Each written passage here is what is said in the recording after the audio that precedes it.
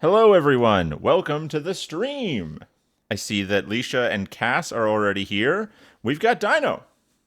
Hi. See? I told you. He knows one word. Expect to hear it lots. Hi. He's off to a great start. This is A plus material. When he laughs, I'm not talking about it's my actually A just game. him saying the word hi really fast and sort of slurring the I. Hi, hi, hi, hi, hi, hi, hi, hi. Hi, Dino. Yes. Okay, this bit's over. They say we hi. built this. We built this goat long enough. Sarah, welcome to the stream. Um, I don't know if Clint's watching. Oh, he is. Clint's here. He will be offended by some of the things I'm going to say today. He'll be offended. Oh, I that's perfect then. I highly expect by the end of the top 5 list for him to be like, well, why wasn't this on here? And why wasn't this on here? And where was this? And why didn't you talk And, about this at all?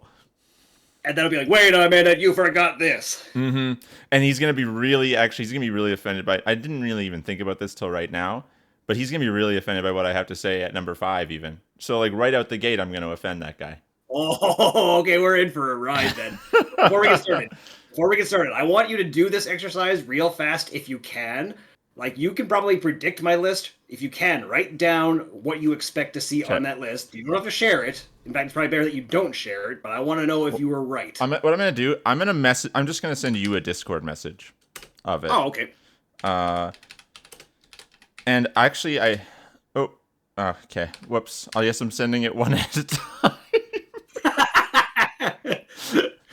It's a good thing you're not doing this in chat or anything. Don't tell me if any of these are right.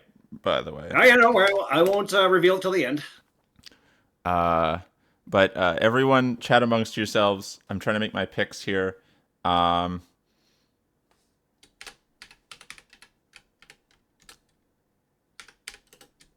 Now the thing is, I can maybe predict a couple of yours, but I don't think I know all your shows enough yeah, to you, really say them with confidence. you'd get a couple right for sure. Um,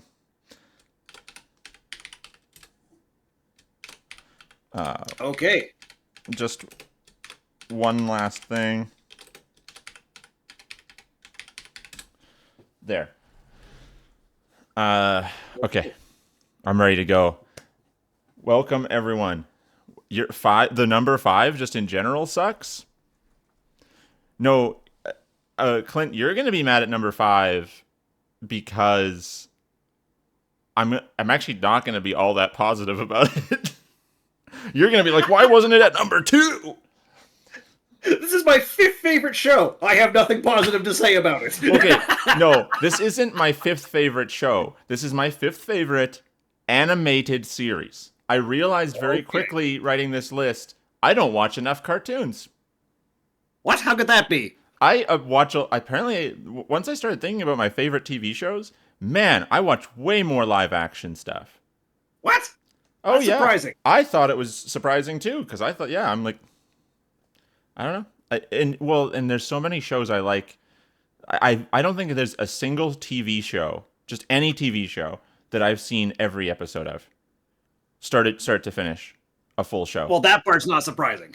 Yeah, but I think that is how people watch shows now. I think people start watching the show and they watch every episode in order. I don't do that. I don't do that, man. No, you got a system. You got a very different system. Well, here's the thing, guys. Like I said in the video, this is an open-minded discussion type top 5 list. It's not an objective, these are what I think the top 5 best cartoons are, by any means. And if you guys want your show to get talked about in the stream, you can send it over to the top 5 channel of the Orbit Crush Discord. We can't guarantee that we actually know enough to talk about them, but we can sure give a good crack at it. Even just, oh no, Fustra did not understand the assignment. He has posted. I don't know. A part of me thinks that he does. I think he knows. Okay, well, those are not cartoons. Is the issue, Fustra? But again, I think he knows this. Okay, so do you want to start with your number 5, and then we'll bounce over to me after? Yeah, sure, I can get the ball rolling on this one. All right, let's see what Dino's fifth favorite. And he actually is doing an objective list. So if your show doesn't appear on Dino's list, it's because he thinks it sucks. It's because he thinks your show Right. sucks beans. Continue. It's done. It's Judge Dino here. All right. Okay. Number 5, my pick is Reboot, which Okay. probably doesn't surprise you in the slightest. But for those of you who don't know, how do I describe Reboot to someone who hasn't seen the show? It's a universe that's inside a computer. You've got sprites, you've got viruses that corrupt pretty much the entire world. And You've got Bob. It started out. It's got Bob, yes, who is very poorly explained like that. It's not like Guardians are a thing like in regular computers. It is a Canadian show. I think it's probably the only Canadian show on this list. Actually, it isn't, but we'll get to that. Okay. But yeah, it is a Canadian show, that's for sure. It actually kind of had a bit of a weird history to it. It started out like as a very, very much a kids show, and so they really had to neuter it like crazy. So that's why season 1 is like just very slapsticky and just kind of goes nowhere. Mm-hmm. Season 2 is where they could do a bit more with it. But I remember watching it on CBC. They actually they didn't even, I was about to say they censored the last episode, but no, they just don't air the last episode of season 2, Which makes makes really so much sense when you're watching it on TV. Oh, totally. Because then it goes to season 3, like just the start of season 3, and it's like, wait a minute, what happened before? And it makes even less sense because like I think they censored or just removed the last episode of season 2 just because it was dark. But but then it's like season 3. It's like almost every episode in season 3 is darker than that. So why the heck would you remove it? Yeah, I gotta say, I've been really excited to show Leisha Reboot. Because it's a fantastic show. And yeah, it had a kind of a shaky, I would say, history in terms of quality. But I mean, it's clearly more well known than I thought it was, because please tell me you're planning on talking about the horrible remake that Netflix. I wasn't. In fact, there is a reason I wasn't going to bring it up because I more or less refused to acknowledge it. Okay, we won't talk about it. Everyone, you can look up Netflix's Reboot if you want. It's in the same universe, Dino. It's canon. I mean, it's barely in the same universe. Okay, I'll let you continue. Sorry. Oh, you just had to do that. Oh, I had to. I love Reboot. Okay. Love Reboot, by the way. Love it. Just not the reboot. I don't get to say that very often. No. Okay, so yeah, season 3 is the darkest by far, but it's actually got the most interesting stuff in it. So if I'm watching Reboot, chances are I'm going to be plopping in season 2, leading up to season 3, or just going straight to season 3, where most of the good stuff is. Because I'm sorry, it's the stuff that has all like most of the adventure, most of like the pain and loss that you get from the character. So you got some actual character development going on, which is more than what I can say for season 1. Season 1 is good for just slapstick comedy if you want it, but no, you got to go further than that if you want actual development.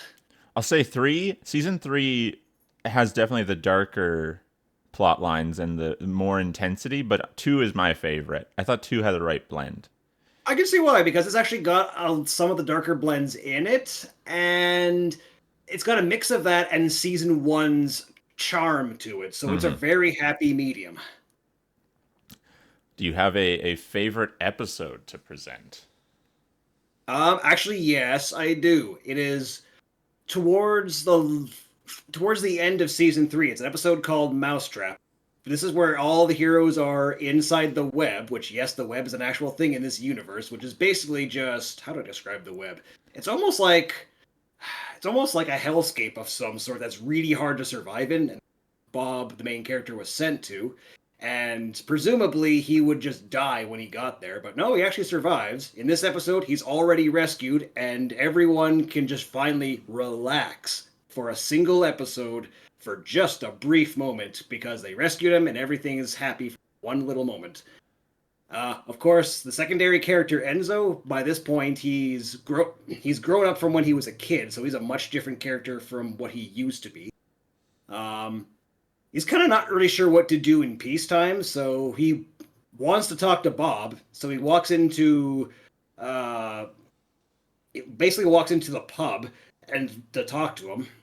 And what happens is some drunken guy like just slams into him, and then he just immediately reaches for his gun just out of reflex. And so it's like, oh, geez, calm down, boy. And like disappointed, he walks back out on deck because it's like he's really embarrassed by this, and he's thinking that Bob would be disappointed with him. But then Bob goes out and has a big heart-to-heart talk with this guy, and it's just one of those things where it feels like a father-son kind of a moment, even though Bob is not actually his father, but that's just how it Hmm. comes off. And so it was just a really beautiful moment because of that. And then Yeah, the rest of the episode is just a lot of tension and release as they're getting through a series of traps to make it back home. great. We get to talk about one of the most serious shows on this list, and I'm bedazzled. This is great. Uh, How appropriate. I will say that Enzo is sort of this character, at least, and you could disagree with me here. Enzo is a character, and if you guys like shows that sort of have nuance, even if they don't appear to on face value, I think it's fair to say the animation style of Reboot is an acquired taste. Oh yeah, no. I didn't like it when I first watched it, and then when you had me rewatch a good chunk of the show, I got used to it. I still didn't love it, but the actual story and the actual characters are far better than I think the animation style and it a product of the time sort of Yeah, it's one of those represents. things. Yeah, it's one of those things where the animation style, it's definitely takes some getting used to. It's very, very dated, so watching it, it's not one of those things that age like a fine wine. No, no, no, no. This is one of those things that age like a fine cheese. Okay, Cass just put in quotations my sentence. Enzo is a character, and then I just didn't say anything after that. I planned to. I planned to. All right. I was right though. I didn't lie. He's not wrong. He is a character. So Enzo's a character that's sort of forced into a leading role in the later part of this show, and he does not feel like the protagonist. Is that No. fair to say? Because like he sort of becomes the protagonist role. Like if you had to point to a guy in those episodes that is the quote unquote protagonist, he would sort of be it. But he's just not quite there, right? Like he's not of the level, and it's so obvious because you did have a protagonist for a long time in Bob. He sort of is gone for a while, so Enzo is like shuffled into that role, and Which it's fun to watch because like you said he's kind of becomes violent, he kind of becomes uh a bit too he, he's a drastic. brute. Yeah, he's not. It's like if randomly a Crash Bandicoot game came out and they were like, okay, so Crunch is the main character here, he's gonna be your guy going through this game, and I was like, no, you shouldn't be. He's Yeah, don't exactly. don't do It would be that. like if it would be as if your protagonist started as Crash Bandicoot and then Crash Bandicoot basically became Crunch. Hmm. That's what it would feel like. Yeah. So it's a really interesting show. It is, and I think I can maybe confirm what you're saying, but first I have to ask: is like, are you talking about like just when it's adult Enzo taking over, or are you talking about like right away when kid Enzo takes over as like the main character? Um, I mean, adult Enzo has his trauma to deal with for sure, but I never really thought Enzo was an awesome lead for. No, and I think the show recognizes that because when Bob enters the scene, like at Mousetrap and onwards, it definitely feels more like Bob is the main character. It's either that or is at least a co-main character. So Enzo is definitely not like the single star of the show once Bob comes back in the picture. Hmm. Yeah, and it helps. Yeah, yeah, it does. Because I definitely agree with you. Enzo is an okay main character. He's not the best choice for a main character. But anyway, Fantastic. yeah, I think enough about reboot. We need to hear your number five. Number 5. Okay, I'll I'll remove the glasses quickly. I'll do a quick chat check. Chat check. Leisha thinks we should also do a top 5 least favorite animated shows. Oh no, Not tonight, but man. we could. Oh, I think that spurs a kind of negativity that I don't really think that these top 5s are trying to achieve. But maybe we will. We'll think about Maybe it. we had. I think we tried like one top 5 that was like that. I think maybe after that we were like never again.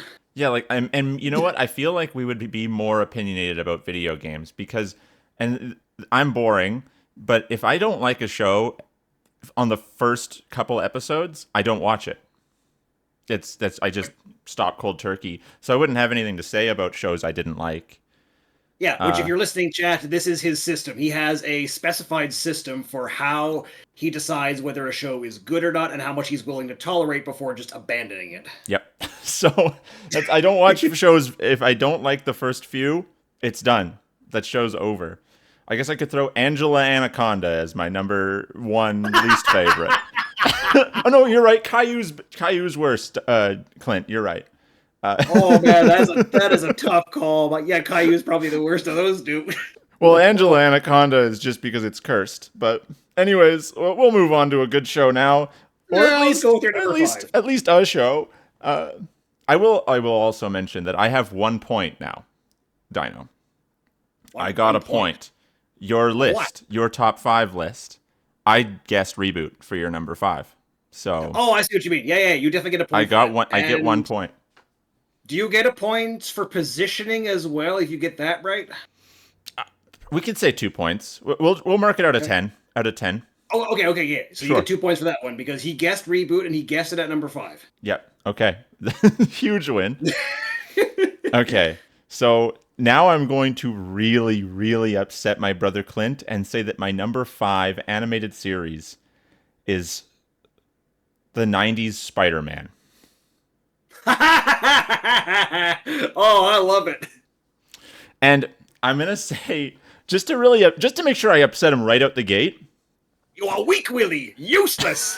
just to make sure Clint's really mad right now, there are several shows that I thought were better than this, but I just haven't seen enough episodes.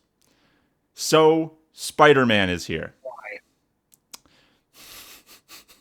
Okay, well this is a show that was aiming to make the cut for my number 5, but like you, I had a hard time coming up with a number 5 at all, but just because so many shows are like at that tier level, and the show that I thought would make number 5 didn't, so Reboot did. So Spider-Man, at least that's something I can relate to and talk about. I can hear the voice of Peter Parker being upset with you. Okay, yep. Nice to see you too, Pickle Puss.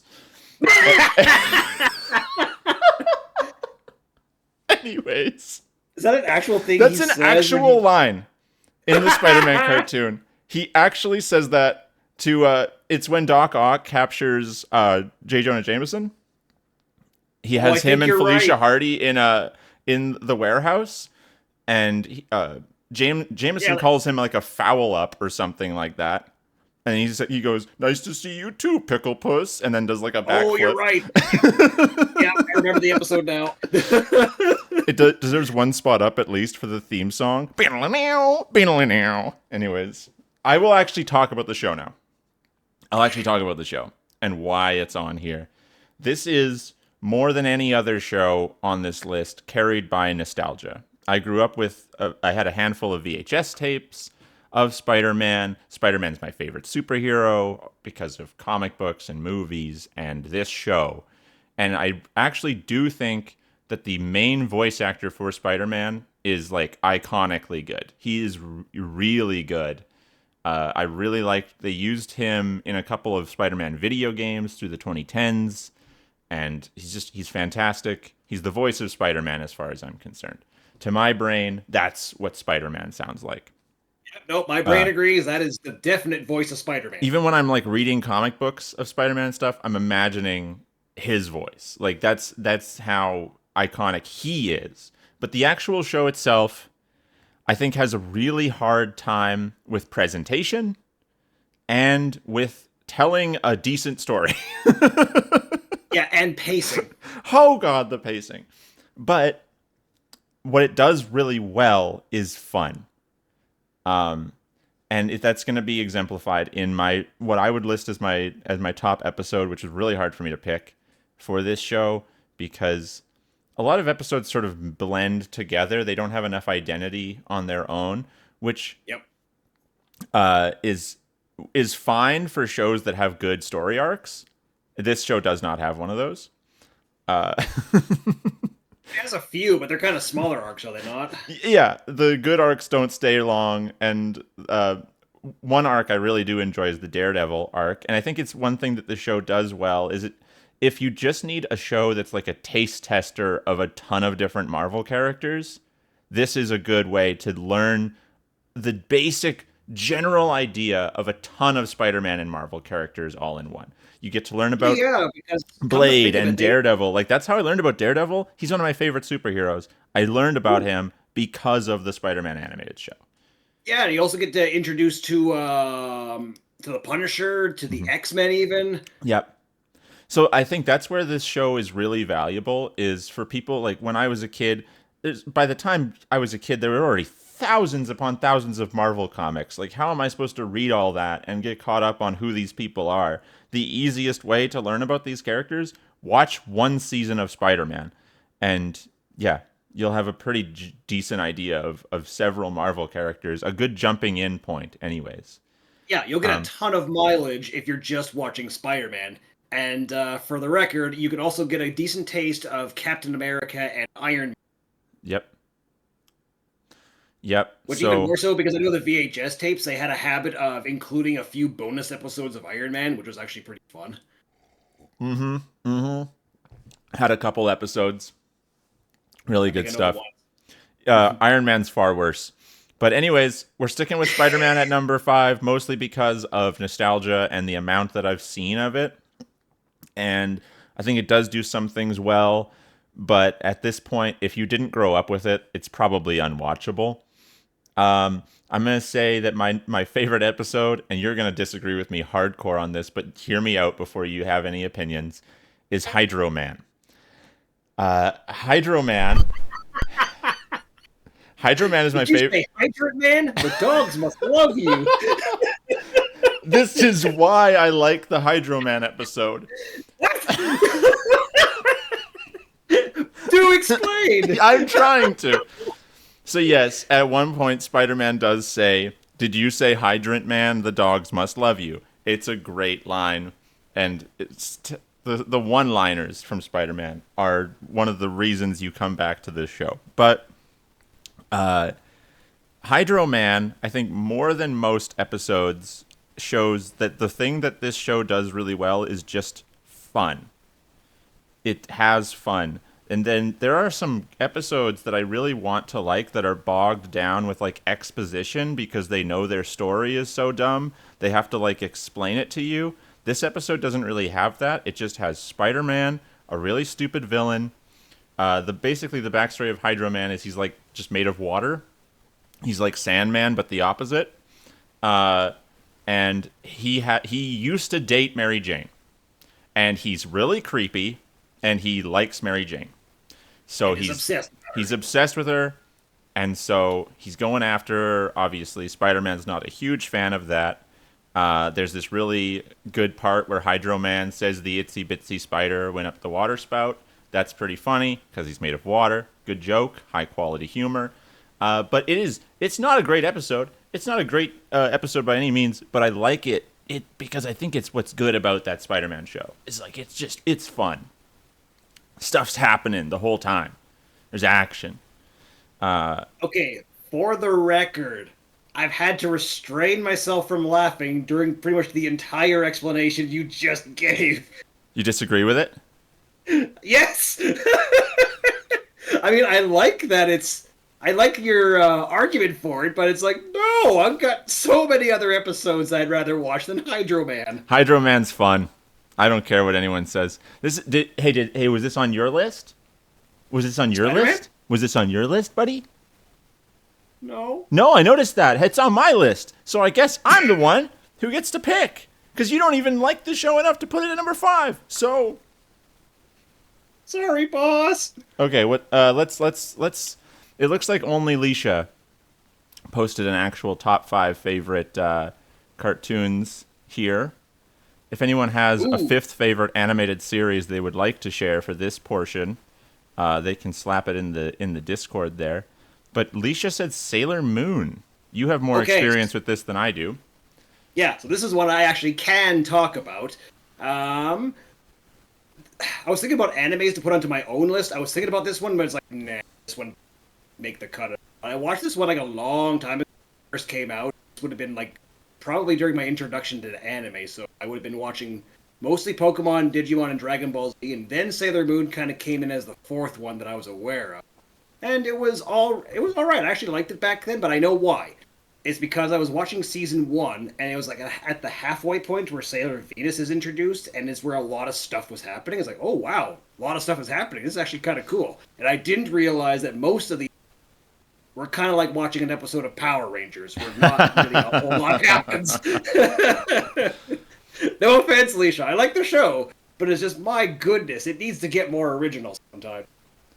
Yeah, I've only seen a few episodes. I thought it was fun. I know that she watched a lot of it with her sisters, Yep. so I imagine a fun environment to be trying to go through a show like that. Have other people around to talk about it with. So I think Sailor Moon pretty cool, pretty decent pick at number five. It's a solid pick, so I can see why it would be on there. So I guess we'll move on to your number four then. Okay, and so I'm just gonna look back to your prediction list here. Okay, so now I know what you were predicting. Go back to the chart here so I don't miss anything in chat. Okay, prepare to get only 1 point for this. At number four, Batman the Animated Series. Mm-hmm. In the wrong spot, but yep, Yep, he predicted that it would be there, but no, it's in a different spot than he was expecting. But still, that is a rock solid point, so you can deal with it. yep, Okay, well, this will be a short introduction because Batman the Animated Series, I cannot think of a more flawless kind of a show. What I mean by that is if you charged me with the task of improving Batman the Animated Series, I can tell you exactly what I would do. I would say, touch nothing. Because what's going to happen is if we touch anything, we're probably just going to make it worse, and just it would be better if we just leave well enough alone yep, because pretty much every episode has like its own unique music to it, so that's already one thing in his favor. The animation is so good that it still holds up, like it stood the test of time. The story writing is fantastic. In fact, I think the show actually won an Emmy, the first animated show to do that, specifically for the Mr. Freeze episode, which incidentally probably my favorite villain. yep. Which Lotus, if you're watching, I think it was also you who said he's your favorite. Is Lotus even on right now? I don't know.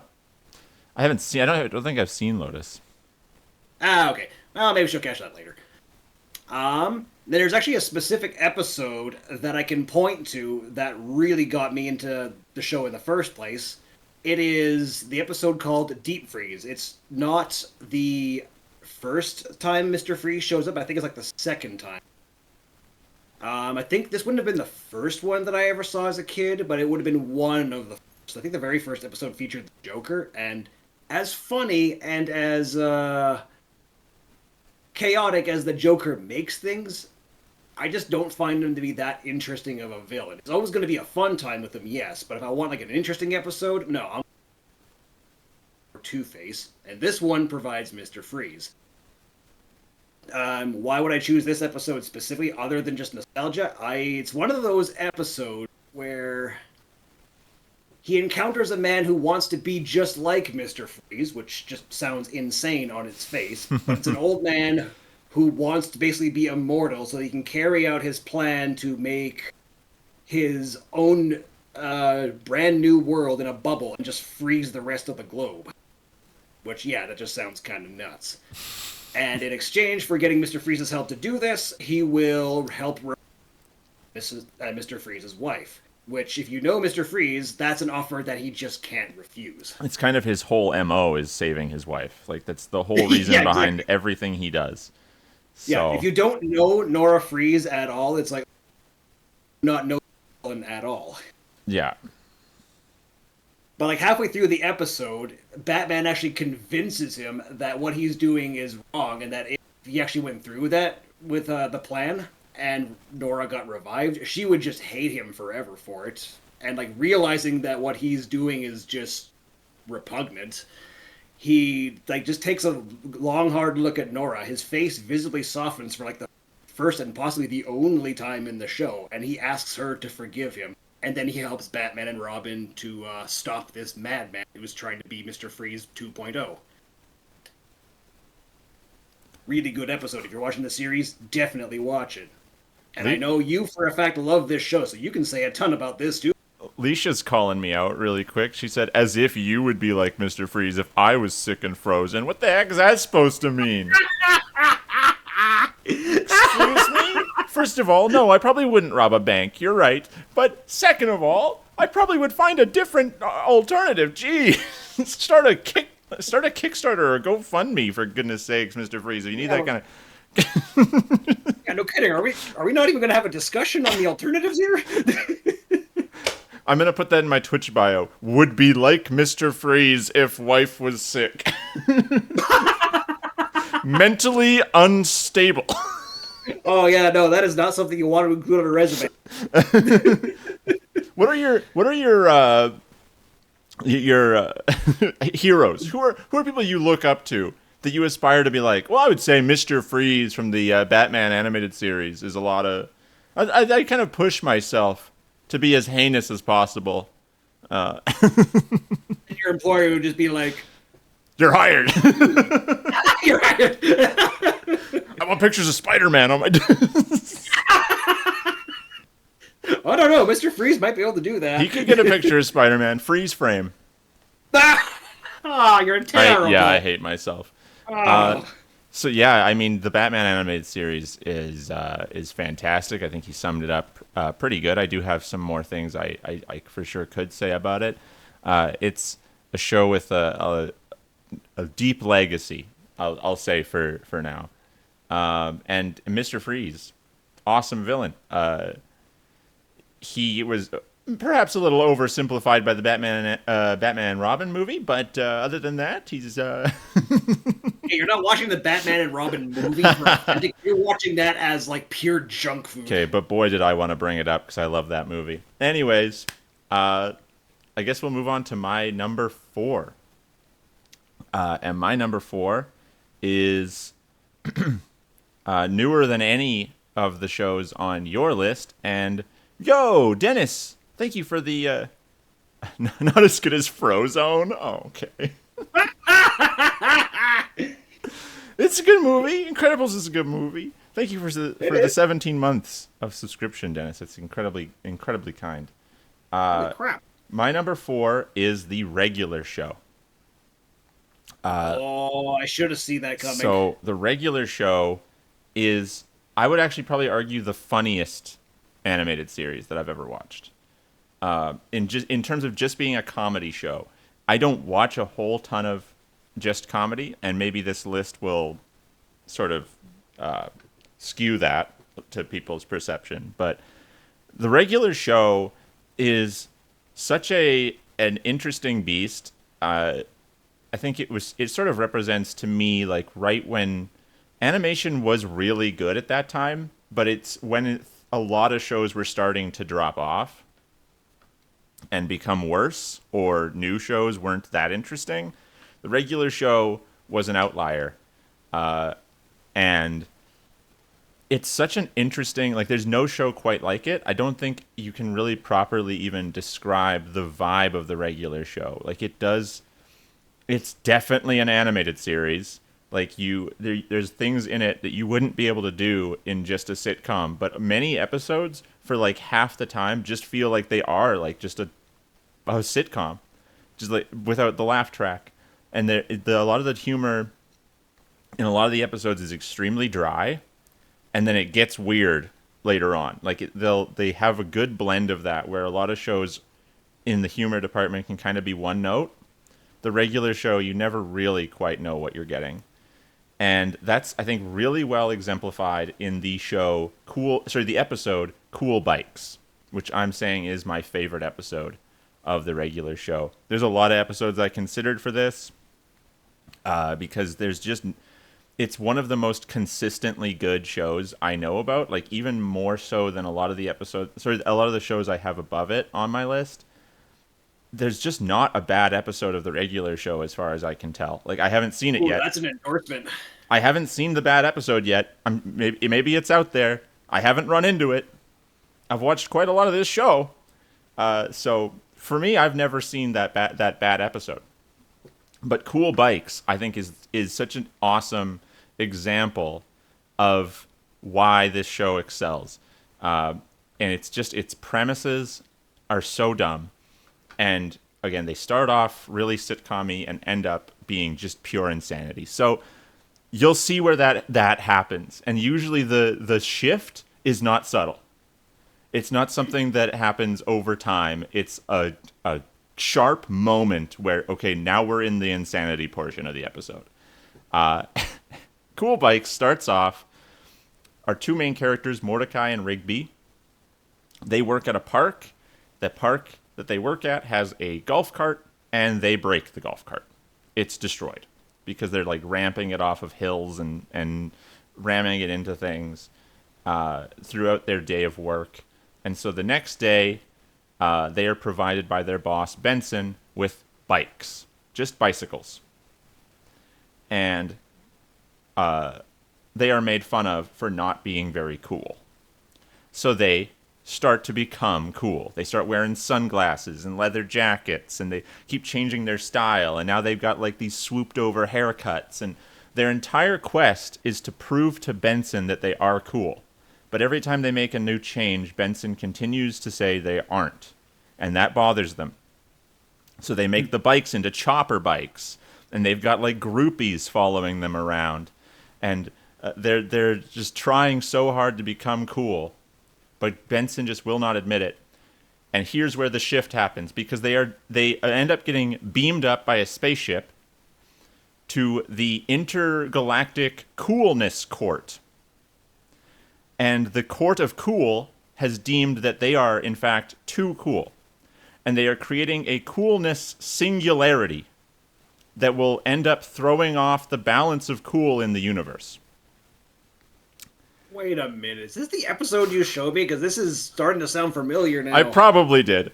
It would have been a long time ago, but I think you did. So the only way that they can save themselves from not being executed is by finding someone who can come into the court and honestly say that they are not cool. And so this brings us back to Benson. All episode, they have been trying to convince Benson that they are cool. He has said they are not. And so they're like, well, there's our witness. There's our guy. Beam up Benson. He'll tell you we're not cool. So Benson gets beamed up. Judge is like, okay, in the court of law, under oath, are these two cool? And he says, these are the two coolest people I've ever met in my life. And so he doesn't know what he's done, and a huge battle ensues. They're able to escape and blow up the coolness court, but Rigby and Mordecai go back to being just normal because they've accomplished their goal. And that is the end of the episode. That is all they wanted, was Benson to admit they were cool, and they got that. So it's just such insanity. Again, it can start off so dry and then just become, oh, now they're in space battling aliens over coolness, and like the cool guys are shooting lasers out of guitars and stuff. Like it's just madness. But before, it's just two guys working at a park being jerks. Yeah, it's a comedy show that ramps up like it's an anime. Mm-hmm. That's what it is. So, regular show at number 4. Let's see what Leisha had at number 4. What did Leisha have? Leisha, Yokai Watch. Leisha went with Yokai Watch. So that's 2 anime already on this list. Wait. Which I can't say I blame her. There's a lot of good animes that could definitely make the cut, but you're on your own in this one because I know nothing about this show. Wait, Huh? wait, you guys compared Dennis to Caillou? I didn't even see that. Poor Dennis. Yikes. Oh no, So, Dennis, I'm so sorry. so Yokai Watch, I actually can't really speak on today because I've only seen the movie. Alicia showed me the movie, but I've seen her play the video games, and she's talked to me a bit about the show. Uh, Seems like it's a pretty decent premise. I have a hard time believing it's better than Sailor Moon, frankly, but I guess I just need to watch more of it. I'm Which about that actually I should ask. I'm actually really Oh, well, surprised by her list. There's a few names that are missing there that I kind of thought would be present. I didn't realize Yokai Watch ranked that highly, but apparently it does. Um, Now I should probably ask. You watched the movie first. Is this one of those cases where, like, say with the Sailor Moon movies, where they are non-canon? um, I don't know that that's the case. I would have to ask Leisha. Like Leisha, you can chime in there if the Yokai Watch movie has anything to do with the show. Um, Because I know some movies are like, or some shows are like that, where they have movies that are mostly non-canon. I know Dragon Ball Z has a ton of non-canon stuff. Inuyasha's got a bunch. it was canon. Okay. Okay, okay, that's good to know. That's probably in its favor then, because if it's actually related in some fashion, then that means it can actually do stuff that advances the plot. Yeah. Yeah. It's no. It was. I actually thought it was pretty good. Um, I just didn't know that the show was able to keep up. Um, I saw Dennis typing in the top five Discord. I don't know if he was Yeah, somehow a chair has learned to type. what, a chair. Now, if I'm not mistaken, a chair is a type of seat, typically designed for one person, with one or more legs. And made I of could be various wrong. materials to sit upon, like maybe upholstery or wood. I think we're on the right track. I don't know, Okay, we should consult the encyclopedia for this one. what is a chair? I love the idea, Clint, of someone typing that in all caps with all those exclamation marks and question marks into Google, like in a panic. What is a chair? Tell me! Okay, well I see he's typing, but I say we move on to 3, and then if he does post a list, we'll just circle back Yeah, and quickly go through don't his worry. 5 and 4. Yeah. Don't worry, chair. Once you post your stuff, we will definitely go through it and we'll not miss 5 and 4. We'll just do that retroactively. Yeah. So your number 5. Your number 5, please, Dino. Let's talk about reboot more. again. I liked that. Let's reboot the reboot conversation. Oh, please no. Okay, you're number 3. Okay, so as standard procedure is now, I am going to look back at your list. Okay, well, by the token of Batman being at 4, you know you're not getting the position of this one right. No, so that's Prepare, wrong. yeah, prepare to get 0 points for this one, believe it or not. I guess This Batman one would be at 3. Yeah. Yeah, he did. So yeah, at number 3, believe it or not, is Dragon Ball Z. Oh, that one I did not guess. Yeah, nope, this one I figure would be a surprise. Well, I know I have 2 and 1 right, but anyways, continue. Yeah, at least you got some confidence there. Will not confirm. I just yes. Okay, so Dragon Ball Z, one of those classic anime shows, and like I said, it's one of the first ones I've ever seen. I always watch it in tandem with Digimon. Dragon Ball Z. It's kind of the cream of the crop between the three of them, and it's the one, in my opinion, that stood the test of time a lot better because I have like come back and rewatched some old episodes of Pokemon, and I'm just like, I enjoyed watching this as a kid. I like the animated movies of Pokemon better than the show. Yeah, Is that that's fair kind to of where say? I'm at as well. Yeah, no, I'm in total agreement there because my problem with Pokemon shows is there's just way too many episodes that just feel exactly the same, and I just am not there for it. At least with the movie, you can be reasonably sure that stuff is going to happen in a very short period of time. We're offending Dennis, I think, because number 3 on his list is Pokemon. Well, don't worry, Dennis. I'll at least say positive thing movie because, like, in terms of movies, Pokemon 2000, I still like watching that one. I remember seeing that in theater for the first time, and I got a nice Articuno card out of it, and it was just a fantastic time. The Pokemon the first movie, okay, the movie is not that great, but I had a heck of a fun time with that.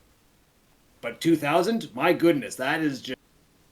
I've been subjected to most of the Pokemon movies now, but 2000 remains like my favorite of the bunch. Dennis agrees. Okay, perfect. But let's see some more about Dragon Ball. Why is Dragon Ball on here? Okay, so it's on here, like, not just because, like, all the fight scenes and the animation are cool. The story is actually really compelling. The characters are surprisingly more developed if you've got the patience to get through it. And the villains can be actually quite terrifying if you really think about them. It's that patience part that that makes it difficult for me. It is, and here's the thing. It's like, I actually do not think the show would pass your test.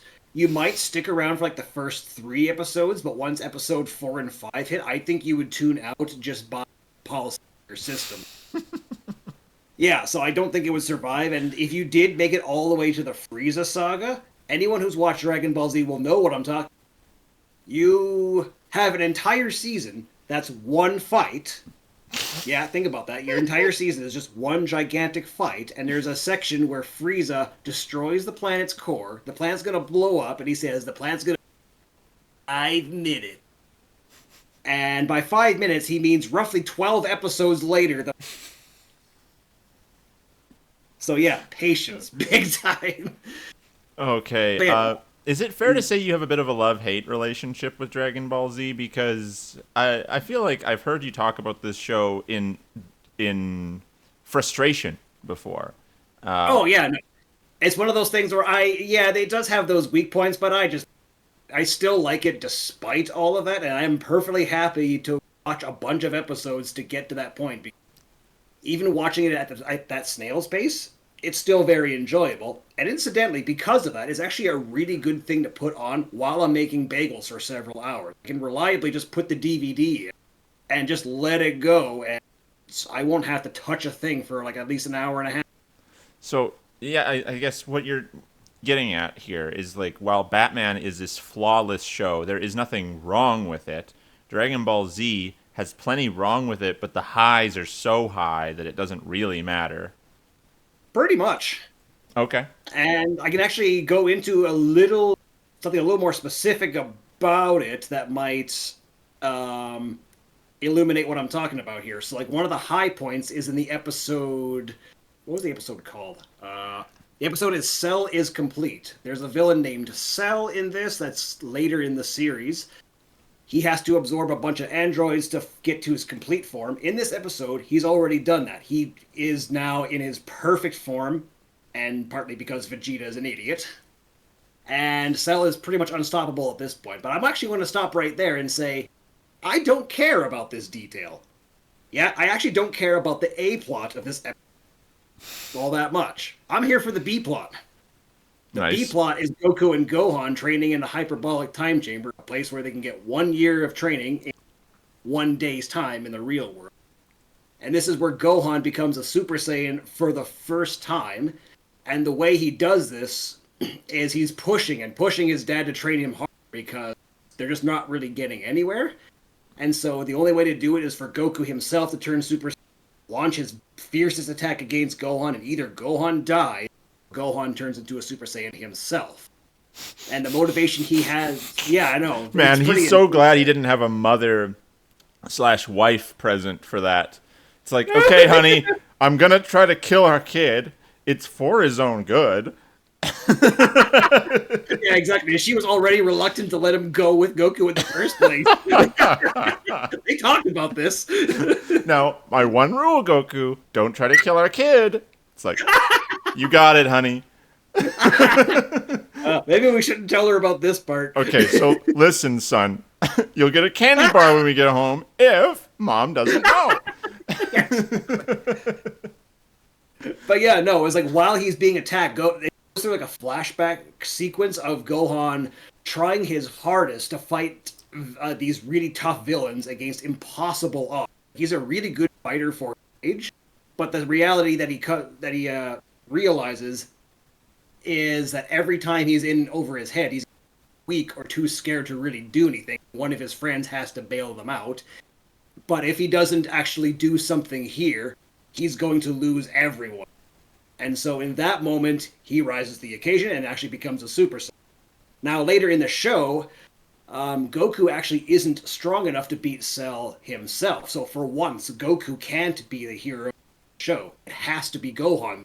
So the torch gets passed on. And that's like one of the beautiful things about the show. So yeah, what I'm hearing is probably the key thing that's good about this show is the development. Yep. That characters actually change and improve over time. Yep. Okay. That's a solid endorsement. Yep, so if you haven't seen it and you're an anime fan, you gotta watch it. It's a classic. But again, have patience. I'm the wrong guy for this. Yeah, exactly. I'll put it this way: if you're willing to tolerate like 1,000 episodes of One Piece, surely you can spare a few to watch this. Which, incidentally, don't bother getting yourself into One Piece, or else you're like committed to like 1,000 episodes. Don't do it. Oh yeah, I'm not. All right, we need to hear your number 3. My number 3 goes in a very different direction, where yours requires patience, mine does not. It is the least patience-involving show in history, and so I have to ask you one question, Kyle. All right. Are you ready, kids? No. Wrong answer. Oh, who lives in a pineapple under the sea? SpongeBob SquarePants! Absorbed in yellow and porosity! SpongeBob SquarePants! Anyways, yeah, it's SpongeBob. I don't think this one was a surprise. I don't think anyone was shocked to see SpongeBob on my list. I actually kind of am, to be honest. I knew you rated the show highly. Didn't think it would actually make the top 5. Yeah, it does. It does. It's iconic. I think it is probably a show that had more of an impact on me and my personality and my sense of humor and the things that I enjoy. Probably no show in the world had as much of an impact on me than SpongeBob SquarePants. Yeah, Cass, everyone does. I didn't pick this list, okay? This was Dino's idea. I was like, well, people are going to be able to guess that one. Anyway, but anyways, number 3, SpongeBob SquarePants. It is, like I said, the regular show is probably the funniest comedy show that I know of. I think I laugh more watching regular show than SpongeBob. But the energy and the tone and specifically the supporting cast of SpongeBob is just brilliant. The voice acting of SpongeBob is probably the best, my favorite voice cast of any cartoon. Yeah, and this brilliant. Is why occasionally we would have conversations and he would just interject. Stink! Sorry, you cut out a little bit there, Dino. Can you redo that? This is why you get like conversations with us where you'll just, "Whoa, you stink!" SpongeBob. Don't let go of the pizza. It's what inspired you to build a second Krusty Krab right next to the original. Money. Yeah, no, I really can't blame you for this one because, I mean, I never would have made it to my top 5, but I was like, if I'm gonna put on a show, what? Just Dennis saying, "Oh, brother," in chat. This guy stinks. Okay, I see. Incidentally, also a good bagel making show. If I want something that's putting on SpongeBob, Alf, and lately it's been SpongeBob. I have the first 100 episodes on DVD, and those are probably my most watched DVDs that I have in my whole collection. Considering where this ended up on your list, now I believe it. SpongeBob, again, if we're looking at just like probably the first, I mean, it's the thing is, I'm gonna make a comment here about how it's dead, how it shouldn't have gone on as long as it has. But that being said, it was good for a long time. Like I'm insulting the longevity of it here. I'm saying like, oh, it's gotten old. But when you think about how long it took for it to get old, it Yeah, had a long shelf life yeah, before it it is got boring. impressive how long they were able to keep it going without it going stale. So credit where credit is due. They did a good job there. It was also one of the hardest to pick a favorite episode of, not because of the issue I've had with Spider-Man, where I was like, I don't know, like all of them are kind of mid. No, the problem I'm guessing that you had here is there's so many good episodes to There's choose from so that would many. probably take. Yeah, you could probably spend like a day just mincing and mulling over which SpongeBob episodes to include them at. Yeah, and I had like several where it's like this one is probably my favorite. This one's probably my favorite. This one's probably my favorite. I went with my favorite to reference. Is what eventually became the separating factor. Not because I necessarily think it's better than the other episodes I looked at.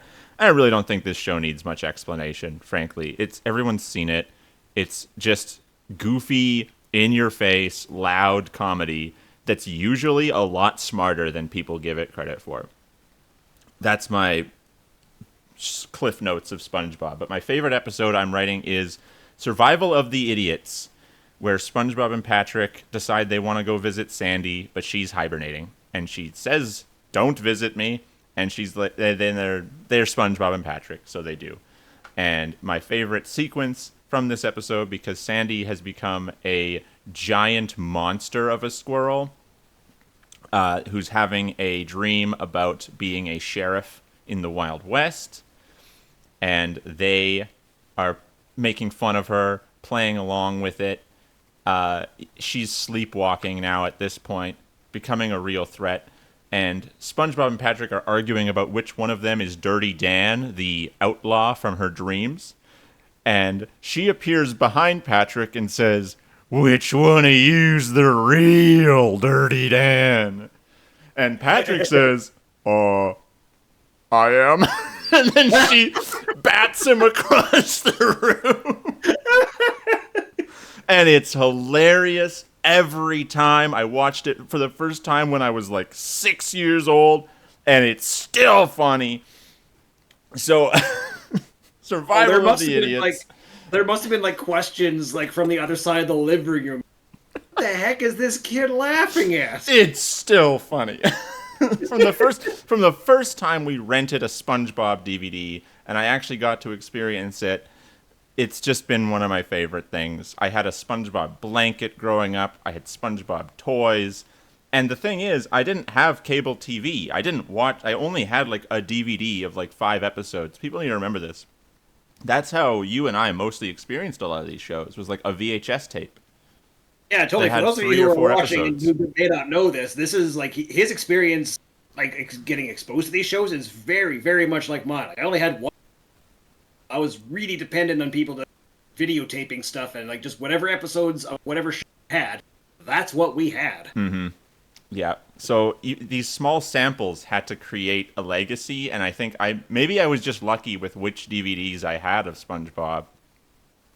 But to this day one of my favorite shows to watch. Like you said, it's so easy to just put on because there's absolutely no continuity. It does not matter what episode you throw on. It's just going to be a fun time. So Yeah, SpongeBob, exactly. it never misses. And if you look at the first 10, maybe 15 years of its existence, it just didn't miss. So And the thing is, like, even if you didn't have that episode specifically, it could have been any DVD from that era, and any one of those episodes stuck the same way. the Krusty Krab pizza is the pizza for you and me. So there's my number 3. We're gonna look at Dennis's first first 3. So number 5 is Bo Bo Bo Bo Bo. What even is that? It's two No, I don't know letters. what that. It's two letters. Yes, Let yes, me it is. let me make a quick Google search here. Yeah, sorry, Dennis, but some explanation might be required for this one. Yeah, I'm gonna read you whatever the Wikipedia write up is on how many bows was it? One, two, three, four, five. Okay, oh, it's actually a longer name. It's a manga. It's Bobobo hyphen Bo hyphen Bobo. Oh, that tells me nothing. Television series from 2003 to 2005. The Impossible Adventures of Bobo, a warrior who fights using his nose hairs to defeat an evil empire that wants to turn the human race bald. So, Oh, super serious then. uh I can see why he likes it. Okay, skipping to number 4. Yu-Gi-Oh!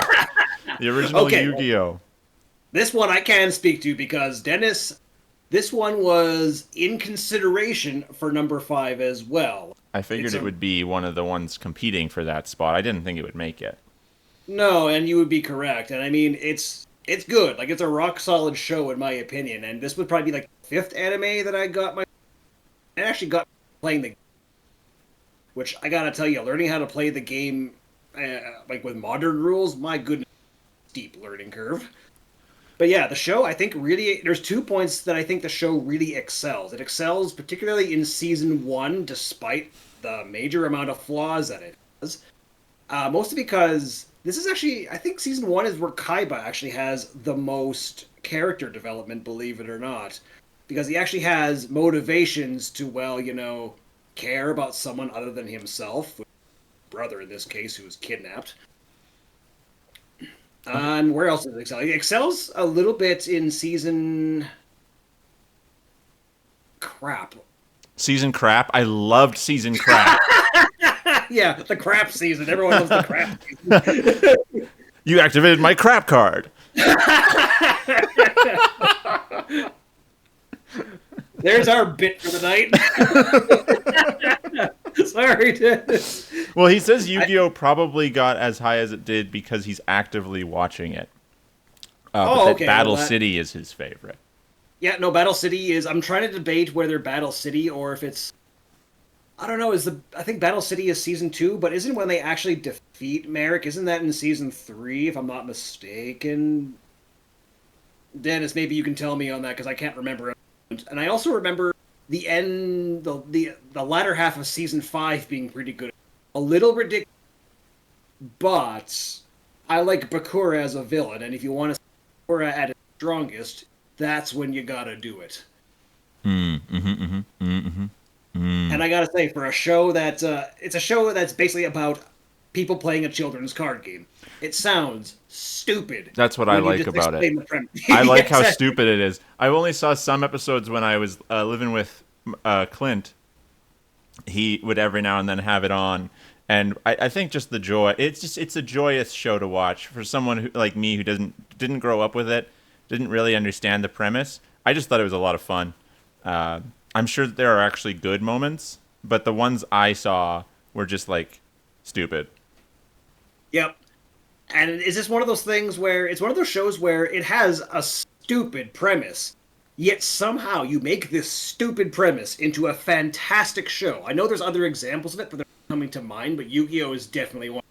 So, Dennis, my good man, that is definitely a solid number 4. Totally agree. Before we move on to his number 3, I'd like to delve a little bit into Fustra's list here. So at number 5, we got Mr. Bean. Now, Mr. Bean's a great animated series. I quite enjoyed the theme song. Very funny show. I'd recommend watching it. At number 4, we've got Mr. Bean. Mr. Bean tells a really interesting and story about a character really struggling to find himself, I feel, and the music was fantastic, so I love Mr. Bean. At number 3, he's got Mr. Bean. Now, this is a bit of a weird choice for number 3. I would think it would appear higher on the list, frankly. as it stands, Mr. Bean wasn't really doing it for me. I felt like there was too much exposition. I just couldn't keep up with the convoluted story, but interesting to see it appear at number 3. At number 2, we've got Mr. Bean. Now, Mr. Bean is a show that's really held up by its supporting cast. I think the side characters of this show really give it the weight that it does. I think by himself, the main character is just not quite there. So I wouldn't give too much points to that end of it, but the supporting cast is brilliant. I love all of them. Now, number 1, he's got Mr. Bean, and I completely see why. This show has such in-depth world building, and you really feel like you are in the shoes of Mr. Bean. It feels like you really get to live that life. And it went on for 30 plus seasons, so you know that it had a really high quality production. I'm so glad that during season 2, when it was kind of at a low point, the studio did not give up on this show. They turned it around. And to this day, I think it's the most iconic show in the world. Dino, do you have anything to say about those 5 shows? Actually, yes, I do. How long were you talking about Mr. Bean? I actually didn't talk about Mr. Bean at all.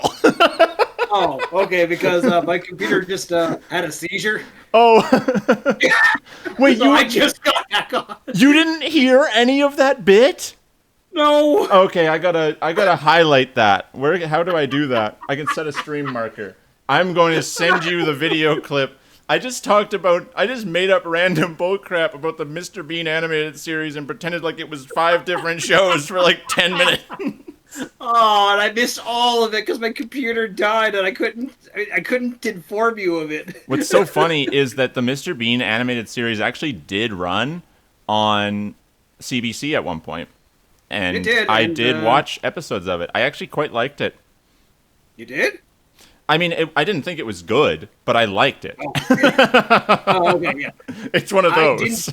Like you, I didn't think it was good, and I didn't like it, mostly because of that. Hey, the theme song actually was kind of catchy. I'd recommend listening to the theme song. I think I'd have to, because I actually just don't even remember the theme for the animated version. The game is 10 out of 10? Oh, God. If you guys want to watch a video about go look up the Mr. Bean video game. But anyways. What? There was a video game on the cartoon. Really? Okay, so we'll do. Do we do everyone's? Do we do Clint's top 5 and 4 before we read his, Dennis's, and Leisha's number 3? Yeah, let's do that. Let's get rid of 4 and 5. His number 5 is a joke. It's not actually Nanoland. He just didn't have enough shows. He said in chat that he couldn't think of a 5th show, so he's thrown Nanoland at the bottom as a joke. Got it. Number 4 is Family Guy. Dino, you want to talk about this one? No, but I will. Dino hates Family Guy, but I understand why it's here. No. Here's the thing about Family Guy. It has bits that are hilarious. Like, there's, like, just individual bits that I am absolutely on board with. But, like, entire shows is just, oh my goodness, every episode just overstays its welcome. I had a friend who actually gave me an entire season of that, like an allegedly good season of that, too. And I watched the entire season, and I'm like, no, I'm giving this away now. I gave it a chance. Now, I do like the Family Guy Star Wars stuff. I'll give it credit there. He just mentioned in chat that Family Guy Star Wars is what his favorite of the series is. Okay, so at least I can understand why it would be there then. I think likely it wouldn't make his list without the Star Wars portion, but I know he likes the rest of it, and I think I agree that it's just really, it's one of those shows that makes for like good YouTube clips, but not necessarily a full 20-minute episode. And I wonder if it would benefit from, and I know that this is more common in kids' cartoons like SpongeBob and the regular show, but I wonder if it would have benefited from 11-minute episodes rather than 22-minute. It's one of those rare shows where I think that would have done a better job, and because just for how much high energy and just sheer nonsense that it has, I don't see how an 11-minute format would hurt it. Nanoland Fustra is a Canadian puppet show that has been memed to death in the North Americas. So probably in the same way that Pengu has. Yes, Nanoland very much so. The Peepo meme was very funny show. The thing is though is I actually grew up watching Nanoland, so I saw people talking about it. I was like, oh, yeah, that show. I watched it all the time. Like, what do you mean? And then you realize why they were Oh, talking it's a about it. meme. Oh. Oh dear. But now I think we'll start with Leisha's number 3 since she posted number 3 for her list first. First come, first serve. She's gone with Adventure Time. Which I can't say I'm too surprised because this is actually one of those items that's probably common ground for both of you. Yeah. Yeah, I mean, it's a show that I had always wanted to watch growing up, but I hadn't really had a lot of access to it. I saw it like an episode or two, and Leisha was like, "Oh, you haven't watched Adventure Time? You'd love it." And so we rented a DVD of it from the local library. Ha! We found a DVD at the library, and that's how we started getting into it. And then we purchased a DVD set of the final 3 seasons because it was the one that I could find at Walmart. And we watched through the last 3 seasons first, and then we eventually got the full collection DVD set and then started. I still haven't seen all of it, but Adventure Time, fantastic show. You've seen a little bit of it, so I'll let you maybe throw a comment in if you'd like. It is, and I'll have you guys know that I think the only reason I even saw it at all is because it ended up in one of our top 5s in the past, and we made it our business to subject each other to these shows. Like, so you subjected me to some Adventure Time. I don't know, what did I subject you to in return? I know what you subjected me to it. I know what you subjected me to, but I think it's going to be one of the other shows that we talk about yet, so I'm going to wait. Okay, yeah, fair enough. We will not discuss that there. Dino needs a new PC. He absolutely does. Now, moving on to Never mind Dennis's number 3 is Pokemon. We've already discussed it a bit. Yeah, you know my opinions on Pokemon. I actually quite enjoy, again, the animated films, but I've had a difficult time watching the cartoon. I saw a little bit of the animated movies when I was a kid at my friend's house. He had like posters of it up on his wall. He had all the cards. So it was a pretty fun environment to watch those in. And then I've seen a lot more of them from you and Alicia. I think it's still, it deserves its place that it has in pop culture. I just don't, I don't know how they keep making new ones. And then exactly. Clint at number 3 has Scooby-Doo, Where Are You? He goes with the original Scooby-Doo, Where Are You? Instead of What's New, Scooby-Doo, which is probably a point of contention for Alicia. But very, very good. I mean, not really anything bad to say about Scooby-Doo. It was one of those shows that had its formula, and it did it really well, and it did it a lot. Yep.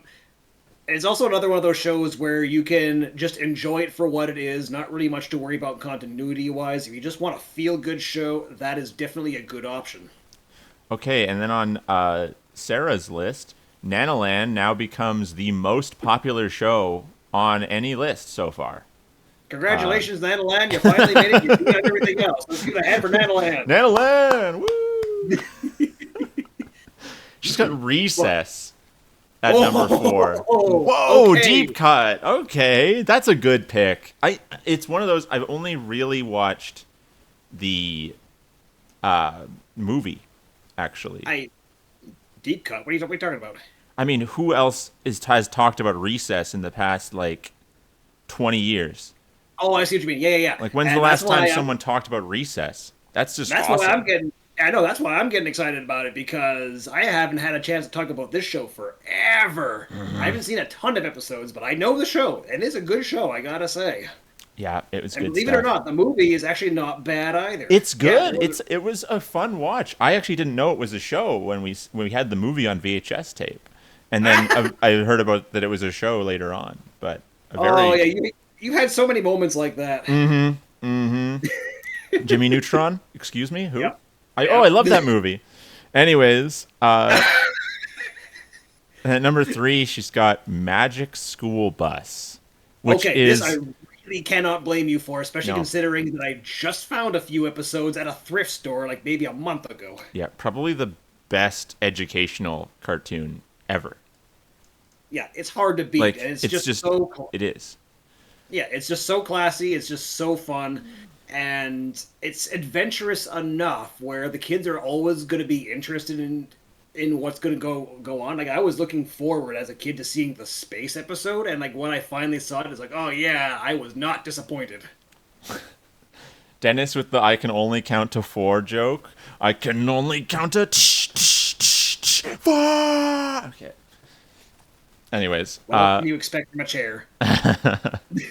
we'll move on to our number twos now, and we'll swing back around.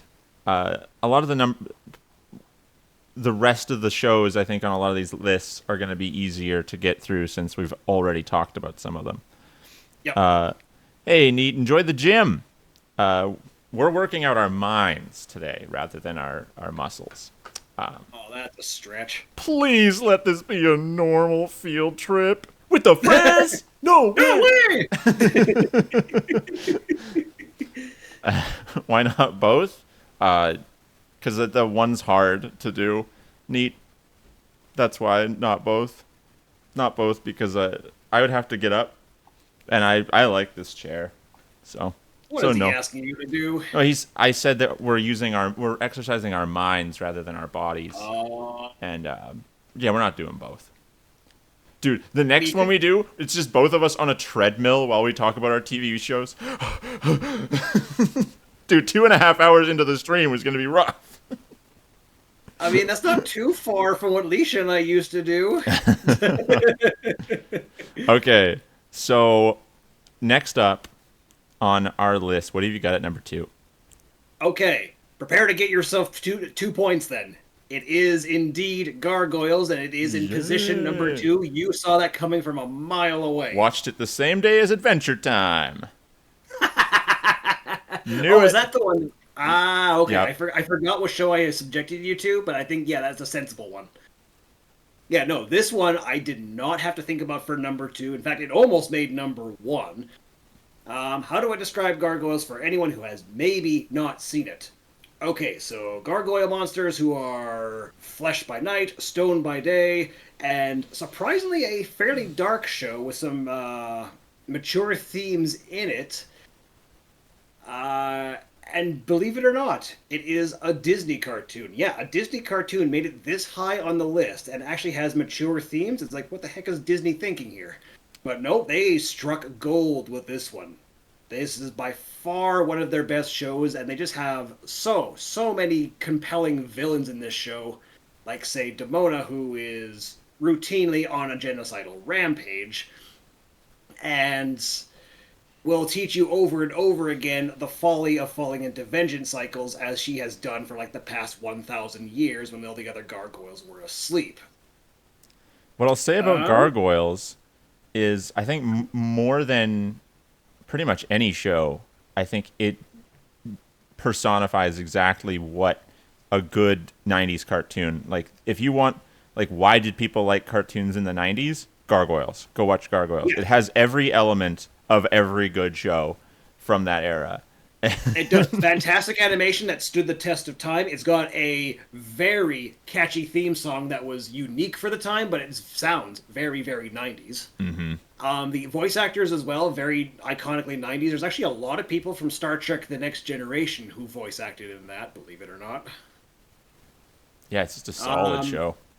Yep, exactly. So you are absolutely not surprised to find this on my list and, well, where it is on the list. Yep. At all. Now, I can point to my favorite episode on this. If I was going to restrict it to just one episode, it would be City of Stone Part 4, the conclusion to it, which, if I had the option, I would just say the City of Stone miniseries in its entirety. But hey, I am content with number 4, because you know how a lot of shows, they have a really good build-up, but the conclusion just is kind of... I guess we better finish this. Yeah, exactly. Now, most of the time, Gargoyles actually makes a good finisher as well. So if you're watching Gargoyles and you're expecting maybe a tripping at the finish line, you're not going to get that so often. I know there's a few areas where that will happen, but by and large, it won't. You're actually going to get a satisfying conclusion out of it. Yep. Yeah, absolutely. I can't even fault that show. Really, like my only nostalgia for it is there was an advertisement at the start of one of my other DVDs. Oh yeah. But ever since I've actually gotten to see it pretty much exclusively through you, it's been one of those shows that I've been meaning to go back to. It's just great. Like I don't even like Alicia can attest to that. Like from the episodes she's seen, she's talked very highly of it. So And Gargoyles, I showed you some of the best episodes I can come up with, so I'm really happy that the both of you actually really enjoyed it. yep, it's Now, a good one. one thing I will mention about this show that, in my opinion, is one of its highlights. It likes to transport the plot between like the 800s AD and present day, which I guess would be the 90s.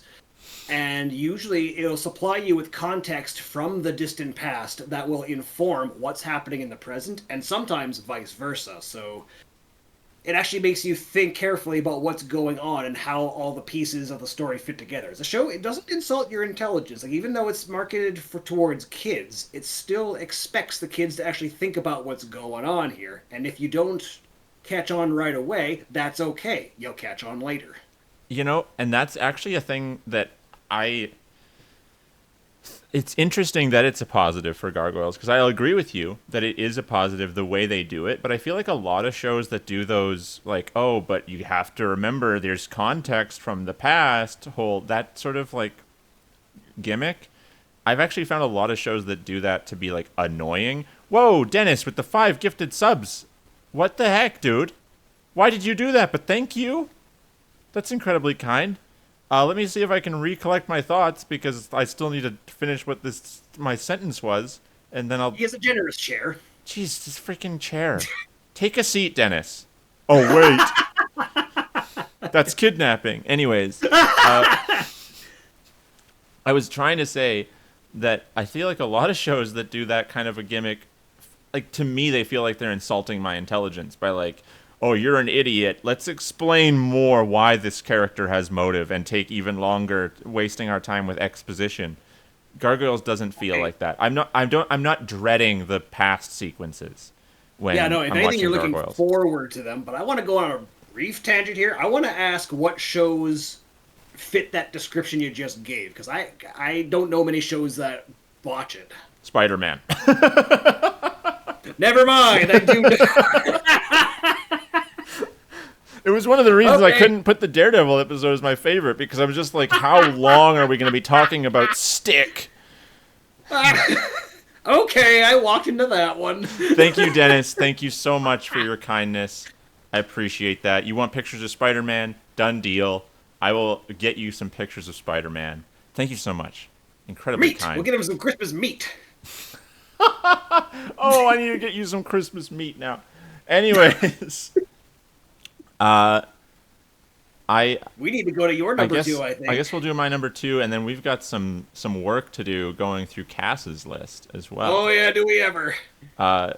Definitely some on there that I would not have seen coming. Ooh, you've a got lot- some stuff there that I can actually talk about, so this is gonna be fun. A lot more of an anime fan than myself, so I won't really have much to say. I'll have to actually go to Leisha, I think, for some help with Totally Spies as well. But anyways, moving on to my number 2, and it's why I didn't really want to talk about it too much when you brought it up. It's the Batman animated series, and it actually matches up with where Dennis has it, I think, on his list. Yes, it does. The Batman animated series is, I think, my second favorite animated series in general. It's, like you said earlier, there's just nothing wrong with it. And I think, personally, the art style is probably the best art style I've ever seen in a cartoon. Yeah, good There's luck just- finding shows that are better at it. There's no art style and probably no music that I like more. Yes, thank you, Fustra. I'm glad that all 5 seasons of my apparent Orbit show are your favorite cartoons. But Batman Beyond was fighting for this position. It really was. But I see Batman Beyond mostly as an extension, as like a DLC expansion pack to the Batman animated series. I had every intention of talking about Batman Beyond here, but really I think that Batman Beyond gets a lot of help from the fact that I already loved the Batman animated series. Yeah, and Batman Beyond was also one of those shows that was fighting for a position number 5 in my list as well, so I totally understand. It possessed position number 5 on my list for a long time, and then I was like, am I really going to talk about Batman twice? No. I'm not going to bore people with that. So, Batman Yeah, you wouldn't want Beyond, them you wouldn't want them to let them know that you're a Batman fan or anything. to me, Batman Beyond exists in tandem with Batman the Animated Series. I don't really see them as two separate entities most of the time. I know Beyond Which has a few different changes to its style. It's a bit more modern, it's a bit more energetic, but to me, they're connected, they're intertwined. I don't really see a reason to differentiate them in this list. And my favorite episode of the Batman animated series is not the best episode. Like I said before many times, these lists are not objectively the best. I guarantee you that on any given day, this episode is different. But again, I'm going with the one. That, about that, I'll just go on a brief tangent here. If we were going to be doing like the objective thing, do you know how much research we would have to do just to even start that? Brutal. We are not doing that. And like I said, I've never seen every episode of every show, so what if the episodes I didn't watch sucked? I did, and I still don't want to do it. Like, so what I've picked here is an episode I'm nostalgic for and that I think about, like it lives in my brain constantly. You're probably not surprised here, The Laughing Fish. Now, No, I'm now not. you laugh, but I'm gonna say that the Laughing Fish episode is actually a really good representation of what the Batman animated series does well. Yes, it has the Joker. Yes, he's being Joker. He's doing his Joker things, and you know, he's goofy at times. Like some of the sequences are clearly for humor. I'm not really watching the Batman animated series for humor, so take it or leave it as far as I'm concerned. But it shows his insanity really well. Joker, I'm not a huge Joker fan myself, but I think that episode exemplifies really well why he is as popular as he is, and Mark Hamill is brilliant as him. So it's really good for its Joker segments. It's probably one of Joker's stronger outings, but it's also really quite creepy and unsettling. Batman, I talk about so much how good it is with its music, but it's also really good at knowing when not to have any music and make a scene feel uncomfortable. And when Joker is hunting down people who work for like the copyright office and Bullock's scene at the aquarium and the creepy looking fish, it's just an uncomfortable, dramatic, pretty dark episode. And there are far darker, but I think that The Laughing Fish is just a really good example of why that show was as good as it was. Yeah, no, it's a good example. I really can't argue with that. And like you said, if you want a good example of what the Joker is all about, that is probably one of the better episodes you could be watching. Mm-hmm. And just like with SpongeBob, it's one of those shows where I could have picked half of the episode list as my favorite episode on a different day. But I think just The Laughing Fish, just because of how much nostalgia I have for it, because it was on my VHS tape. Yep. So okay, so you actually attached to that one for the same reason I attached to Deep Freeze as well, because I had a VHS recording of that as well. There you go. Which I like to add to this, like this, the way we got introduced to this is like so similar, but keep in mind there's like 10 years of age difference between the two of us here. Yeah. Just pretty similar experiences with shows, but not necessarily in age. So it's pretty cool. Mm-hmm. So much of this list is dependent on personal experience and nostalgia. That's just going to be how it is. And actually, for a reason. Cass says it well here. She says on her list, it's more about nostalgia and feeling than a general reason. And I would say that pretty much you could sum up all of my choices a similar way. Like, I like it mostly because of how I learned about it, who I watched it with, when I watched it. I'm just trying to say to someone who doesn't know anything about it why it is as good as it is. So, Yeah, exactly. So, Cass, I'd say you hit the nail on the head with that one, and that's pretty much. I'll say you're in good company for this. yeah. So, with that, we'll continue on to her list. Yeah, because we got some catching up to do here. Yeah, I don't think it'll take me long because I don't have anything to say about. I've actually never watched any of these shows. No, I've only ever watched One Piece. I have seen Hunter x Hunter before, so I can definitely about that one. But we'll Yeah, I get know there. you can. You got friends who are really into that show. Yep. But I'll just looking at this list. I have not seen a single episode of any of these 5 shows. I maybe seen like a single episode of One Piece. I've actually read some of the manga for One Piece, and I enjoyed it. But it's just I don't really have much to say about it. Not one episode, Cass. Sorry. Leisha can chime in on a few of them. But Totally Spies. I know that it's from the early 2000s. You got anything? No. Nope. Okay. So number Not a 4, Assassination Classroom. I'm assuming that's an anime. That's got to be an anime. I never even heard of that one before, so nope. Okay. Cass, feel free to share in chat why Totally Spies and Assassination Classroom are good while Dino talks about One Piece. Beyond what I've already said? Oh, no! Say like a few more words so she has time to explain. The pirates, the clown pirate, Clown pirate? No, back up. Clown pirate? Yeah, he's like one of the No, villains. honey, we're not talking about courage yet. We're not talking about courage yet. No talking about courage. Yeah, no. Focus on the earlier ones first. Leisha, have you seen any episodes of Totally Spies? Okay, we're getting confirmation from Dennis on the clown pirate. That's insane. I love that. Did you think I was making that up? Well, I thought you were just saying words at that point because I told you to say a few more words, and you said the next 2 words were clown and pirate. What was I supposed to think? I thought we were talking about NHL hits all of a sudden. Yeah, the villain in One Piece is Bosco.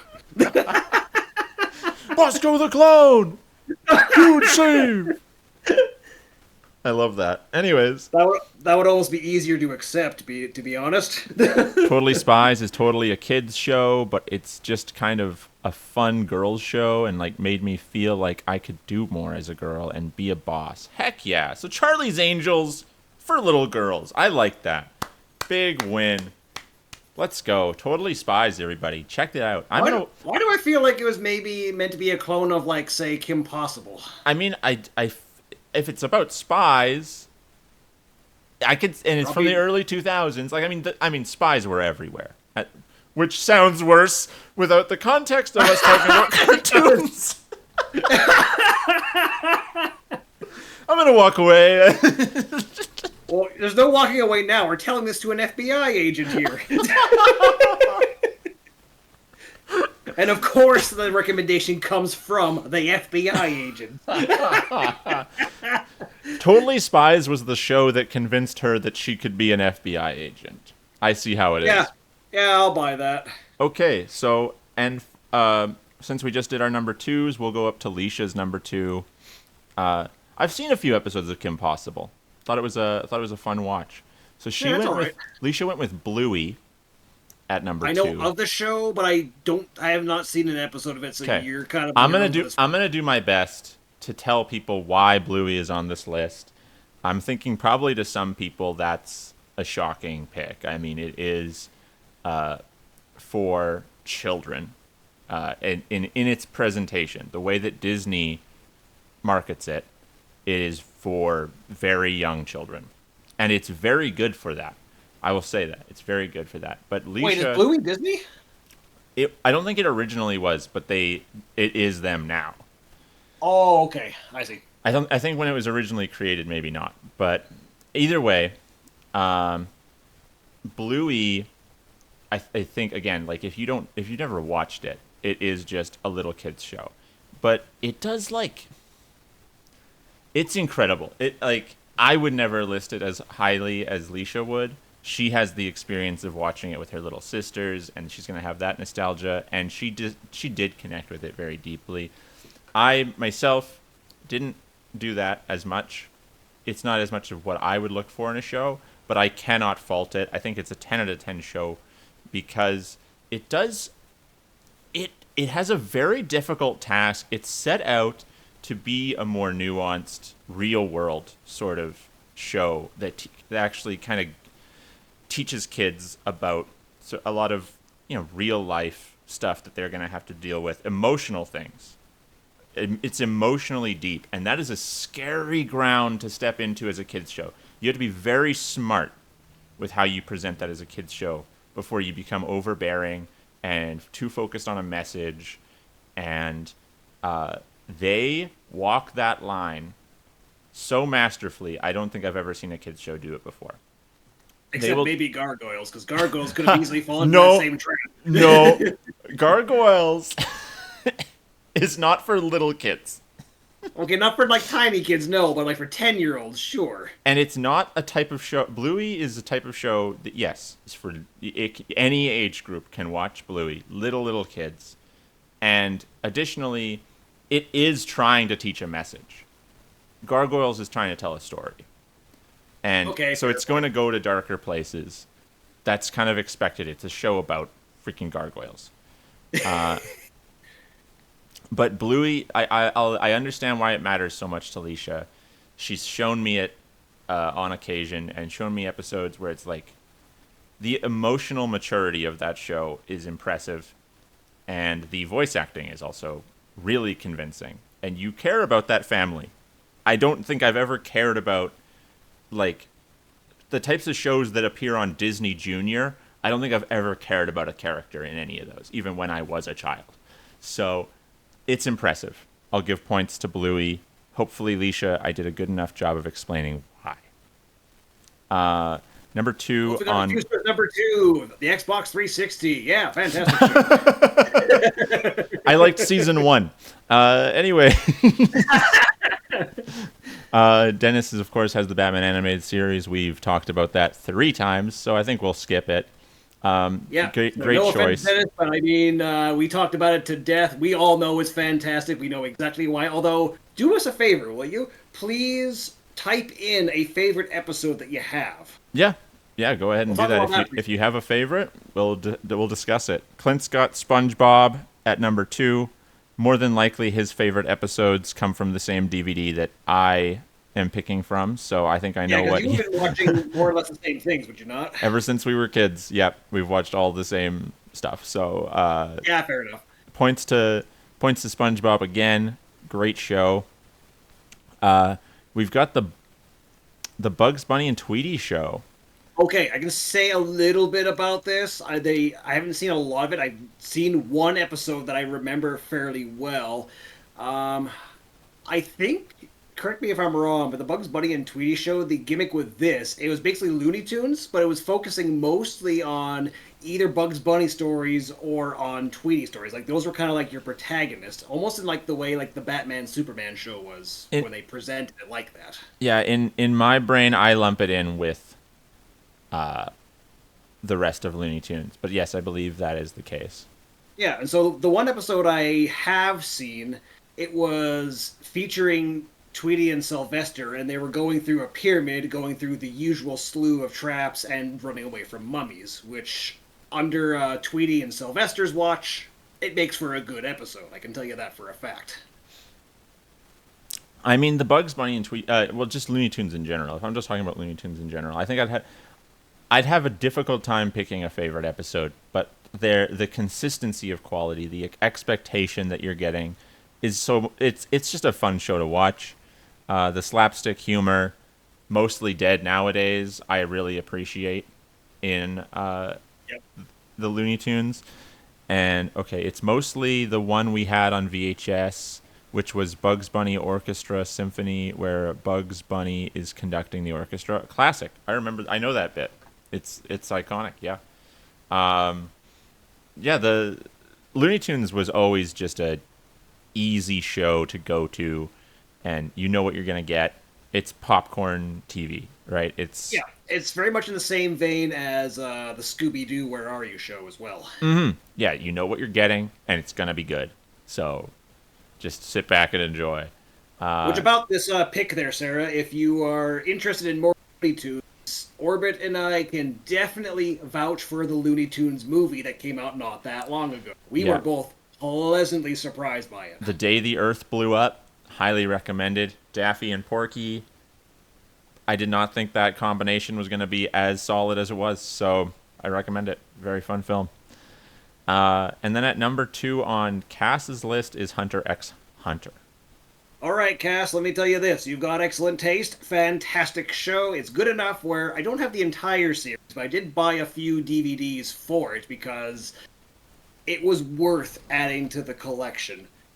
Just it's the characters that develop over time that really do it for me. Like the relationship between Gon and Killua, especially, like those two develop so naturally together. And by the time you get to the Chimera Ants arc, yeah, they're as good as pretty much they can be, but they are definitely not at like the best they could be like in their entire future. So they're just fighting with whatever they've got at the time, and even then, it's not really enough. Oh, I see Lotus is typing. Welcome. If you weren't here already. I think my favorite part is the hunter and the hunter. Yes, there's two hunters. And they hunt go and kill each other. Oh, it's spy versus spy. It's spy versus spy. Because spies are everywhere. I mean,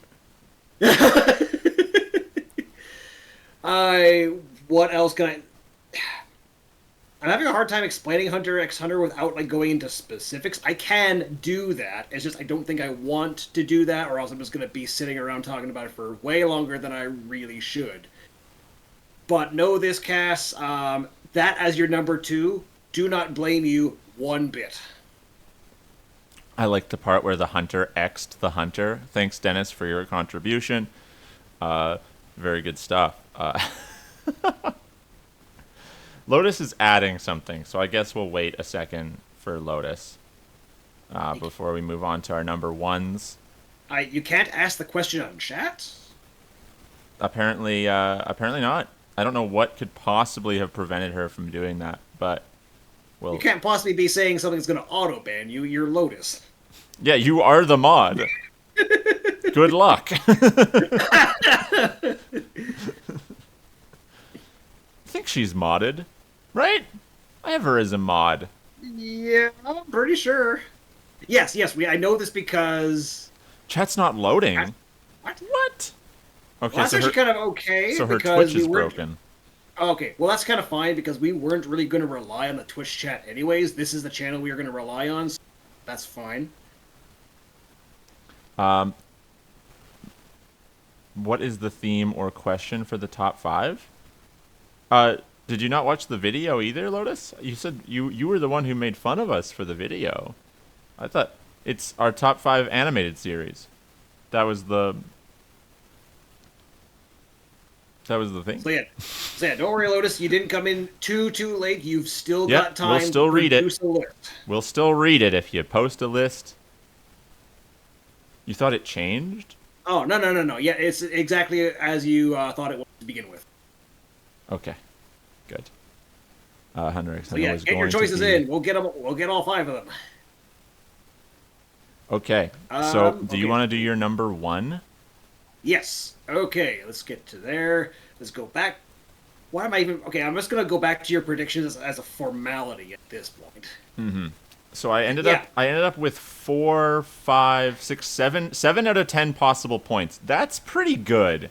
Yeah, that means that you can predict my list with a very reasonable degree of accuracy. Which I can't say I'm surprised, because I've not only shown all of these shows to you, but I probably talked to them to death because they've shown up on so many different lists. And that's why Dragon Ball was a surprise to me, because frankly, I just think you've talked about it less.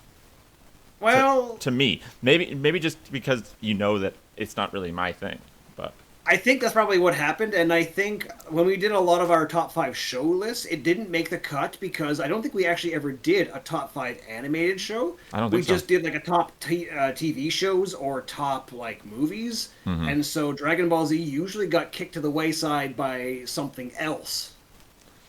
Except this Including one. whatever your number 1 is. And number 1 is Beast Wars! Wars! Now that's just prime. That's the spirit. Okay.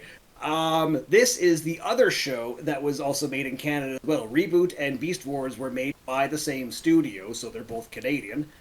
I think I can never remember which one was made first, but Beast Wars makes it to number 1 for all sorts of reasons. It's okay, here's how it was supposed to be. The show was just supposed to be a giant advertisement to sell Transformers toys. That's really all it was designed to be. And so what Hasbro really wanted when they started this is they wanted a TV show where they would introduce a new character almost every week that would push their toy line. But the problem is, it was the 90s. There was only so much they could do, especially with 3D animating such complicated characters that had to be able to transform as well. So at best, they could just get a few characters throughout the entire 3 seasons. And they had to figure out how to make this show interesting to kids without actually doing their original plan. Their solution? Write a good story. Did they write a good story? Yes, they did. A story that's way better than a show like that deserved to be. I didn't know all that backstory. That's interesting. Yeah, there was the discs that I have. It does have some of the behind the scenes stuff, so I did catch a glimpse of that. And when we get to the honorable mentions, I actually have something from Beast Wars that I'd like to share then. I'm not going to do it right now. Now, for those of you who don't really know this show as all that much, it's like Reboot. It aged like a fine cheese, not like a fine wine, graphically speaking. Worse than Voice Reboot acting- visually. Yeah, I would probably agree with that. So, it does make up for it in the story, the writing, and the voice acting. My goodness, the voice fantastic. And for those of you who also know, the voice of Megatron is also the voice of Shomaru. So that tells you that guy has range. Now, believe it or not, this show actually also, it has a lot of dark and deep moments, but it's also got a lot of surprising slapstick moments, which aren't... Sometimes they're not welcome, but usually they are kind of welcome because it's hilarious. Because I'm sorry, but Waspinator getting the crap beat usually funny. Yeah, there's some goofiness to the show. They know when to lighten it up. That's for sure. Yeah. And there's one episode that kind of stands out above the rest here, not by a huge margin, mind. Good one. It's Coming of the Fusors Part 1. This is near the beginning of Season 2, when the alien attack failed, Optimus Primal is dead, and a lot of the Predacons and Maximals have been transformed into basically upgraded bots. So a lot of things have changed, and a couple of other Predacons died. Scorponok and Terrorsaur were on. So the landscape changed, the power dynamics changed, just everything's a mess right now. So you've actually got characters that are just all over the place doing their own thing. You've got Megatron trying to recruit a bunch of new protoforms from stasis pods. You've got Cheetor trying to scout the Predacons. You've got Black Arachnia dragging Tarantula's body around, trying to get his brain back into it. You've got Dinobot invading the Predacon base, stealing the golden discs. You've got Rat Trap and Rhinox back at the base doing something that Rhinox will not explain right away. Everyone's just doing something. The highlight of this, when Dinobot steals the golden discs. Because normally you'd think he would just steal the discs, take them to the Maximals. No, that's not what he did. He took the golden discs, he hid one of the discs, and gave the other to the Maximals. This is the first time you get the impression that maybe he's a conflicted character, which is confirmed only a few episodes later. You know what's interesting is I hate him, and he's one of the most... You do? I hate him, and he's one of the most interesting things about the show. I love when he's on screen, but I don't like him. Really, that is as a surprising. guy. Like I don't like that guy, but it tells you how well he's written that I even think of him like in that way. Like Yeah, this if you guy can make the bugs me. audience respect a character that you don't like, that's how you know you wrote a good character. So yeah, Yeah, I could go on and on about Beast Wars. I'm gonna stop it there. I will say to the people watching, of the shows that he has introduced me to, Beast Wars is the one I've made the well, no, Reboot is the one I made the most effort to watch, but that was because both you and Tanner were pressing it upon me, and you gave me the DVDs to watch it with. Yep. So I was like, fine. I did that more as a research project, but there's been several times since you've introduced me to Beast Wars where I've been on TV and I'm like, what am I gonna watch? Yeah, I'll throw on Beast Wars. So like, It's it's a good show. it's one of those. Yeah, it's a good show. It's one of those things. It's also one of those shows. Again, also good for bagel making, and it's also a show that I tend to throw on in the morning when I'm eating. It's I probably actually used to do that when I was a kid. it's probably better for bagel making because then you don't have to look at it. God, is it ugly? But it's a really good show, though.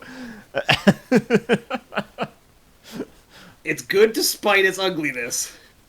I don't know. I just kind of adapted to the crap factor. That's just kind of what I was used to as a kid. I hope you know I'm just making fun. It's got its merit. The animation did not age as well as most 2D animated shows from the time, but No. it is also not bad enough that it's unwatchable. It's not great, but the show You can get used to it, and if you're willing to have patience to get used to the graphics, I can promise you a good story. yeah. So I'll say my number one. Everyone knows what my number one is. It's Adventure Time. That is the one that I was definitely sure about. And Adventure Time is just my favorite TV show ever. So it had no competition on this list. There was no chance that it wasn't going to be at number one. It also was probably the hardest for me to pick a favorite episode, and not for the same reason SpongeBob was hard because, or Batman. It wasn't a situation where every episode is to this pretty equal standard where everything kind of flows nicely. There are worse episodes to Adventure Time. There are episodes. Whoa, Burger! Thank you for the raid. Welcome to the stream. I'm not going to address that very much because I'm in the middle of explaining my favorite TV show of all time. But thank you so much for showing up, everyone who's here. Welcome in. We are discussing our top 5 favorite animated shows in our first ever top 5 type stream like this. So if you guys have any opinions on cartoons, as nerdy and dumb as that sounds, maybe you guys want to talk about cartoons? That's what I say when I walk into any room. I'm just like, so you guys want to talk about cartoons? And then they proceed to beat me up because they think I'm a bubble blowing baby. Aside from the times where people go, "Do I?" Boy, howdy do I. Bugs Bunny, yeah. Animaniacs. We got to watch some more Animaniacs together, Dino. Yeah, you do. Which, incidentally, if you like Animaniacs, you must also, on some level, like Pinky and the Brain. And Pinky maybe and the Brain. Anyways. And to some degree, Freakazoid as well. Although Freakazoid is not exactly as popular as the others, I know. Clint, you're still watching. I mentioned this list to Mom, and she was like, "Why is Slim Pig not on there?" Why is Slim Pig not on there, Mom? I can tell you why Slim Pig isn't on there. Yes, shout out to Burger. If anyone here isn't already following, Burger's awesome. Highly recommend. So go follow. Dino, do you follow Burger? I think I'm losing track of who I am following. Yeah, Burger's good. Burger's good. You almost had Slim Pig on your list, Sarah? Good lord. Anyways. Your mom loves Slim Pig. Is it possible that your mom was maybe living a bit in the past when she made that recommendation? Oh, we had it ended up leading to a good conversation with her about cartoons, though. Lots of good cartoons for sure. Uh, Yeah, no doubt. but yeah, Adventure Time is my favorite. Where I think Adventure Time excels primarily, and maybe I don't even know. I don't really interact with the communities of any of these shows, so my reasoning might be completely different than why other people like the show. For me, it's the world building. For me, It does have that in spades. for me, it's the universe. It's this post-apocalyptic, colorful, magical, dark, scary, happy world that has so many conflicting elements going on, and it leads to, I think, very conflicting emotions about pretty much every character in the show, which we'll get to with what I listed as my favorite episode. And the reason my favorite episode was really hard to pick is because the episodes flow together for me a lot. This is pretty much the first show in my entire life that I binge watched. When I finally got those DVDs, which of course again were seasons, the final 3 seasons of the show, I watched them with Leisha religiously. Like any time that we were at home and said, what are we gonna do tonight? Nowadays it's like there's so many things. We could play video games, we could watch a show, we could watch a movie, we could go for a walk, we could do all these things. At that time in our lives, it was let's watch Adventure Time. Any waking moment where I wasn't at work or doing something I already like obligation wise had to do, we were watching this show. So to me, it's like one long episode rather than 100 episodes. I was obsessed with Adventure Time. Yeah, and you are not going to forget that experience anytime soon, guaranteed. The other thing is that the episodes are short. They're only 11 minutes long. And so they they flow together so much that it is kind of hard to differentiate them as like a specific episode. Again, the world building and the characters, it comes back to, you were talking earlier about how you like Dragon Ball more than Batman, and you actually think Batman is more consistently good, but Dragon Ball has these highs that are so much higher for you. Yeah, at least for me, because if we were actually going to talk about this on any kind of objective level, I would definitely take back that statement. I'm not going to, just because I had more of an attachment to Dragon Ball Z, just because at the time I actually had way more access to that show, and with Batman, I didn't really have more than 2 episodes until, like, what, 2012? Yeah. Yeah, so there's a bit of a gap in there where I had seen a ton of Dragon Ball Z shows, and I remember going to my grandparents all the time and watching it there, and that's when the Frieza saga was on. It's like, oh, if we just stay and watch one more episode, just one more episode, we'll see what happens, and the season will surely conclude, which, yeah, in retrospect, that's dumb. That's not going to happen. Well, with Adventure Time, again, I think it is one of those shows where there are episodes that are worse. Like, it's not like the shows we've talked about before that are so consistently good. Like, there were a few episodes that hit me when I was watching through Adventure Time where I was like, I wanted this episode to be about this thing. But everything is so intentional. They're building the world. They're building the characters more and more. And the highs that you reach because of those episodes are just insane. And I think you were trying to warn me about that when you were introducing the show. You were trying to tell me that the high points are really good, low points you're better off bypassing them if you can. Yeah, I definitely warned you when I showed you it. I was like, hey, if you don't like the first episode that I show you, that means nothing. don't worry about that. And again, I know that this show gets an advantage because I watched it with Alicia, and it was basically the first show that we did that with, where it's like you and I are going to sit down and watch this show together and discuss it and experience it. And that's of course happened with many shows since, but that was the first show. And so it's going to get bonus points from me for that. Yeah, But it's going to take a monumental show to beat that as your number one. And so for my favorite episode, it's actually not my favorite episode, because What?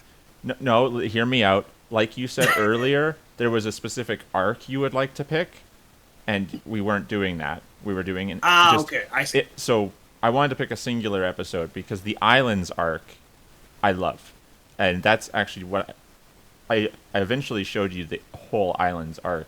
Isn't that the one you gifted me with an advertisement of Beast Wars? Yes. Yep, no explanation needed on my end. But I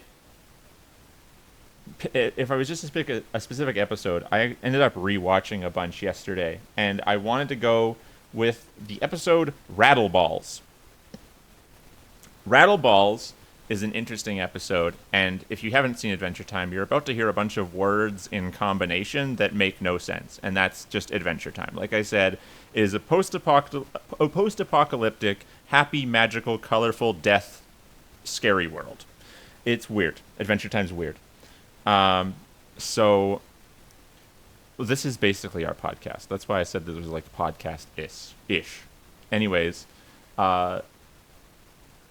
Rattle Balls is an interesting episode because Finn, after going through quite a lot earlier in the season, is trying to rededicate himself to focusing on protecting the Candy Kingdom and working for Princess Bubblegum, and he's trying to rededicate himself to that. In an effort to do that, he ends up sort of practicing his skills in the Trash Kingdom, where he meets a character named Rattleballs, who is basically a candy dispenser, like, you know, those coin dispenser candy machines with He's one of those with arms and legs and a sword. And I don't want to fight that guy. He ends up being like a sword master. He's far better than Finn at sword fighting.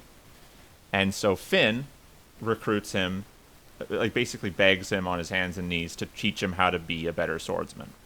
And he does that. But he tells Finn, like, hey, you work for the Candy Kingdom. Princess Bubblegum cannot know I exist. And Finn's like, that's weird. Why is that? And he gives the backstory. But before the Banana Guards were in charge of policing the Candy Kingdom, she had made the Rattleballs.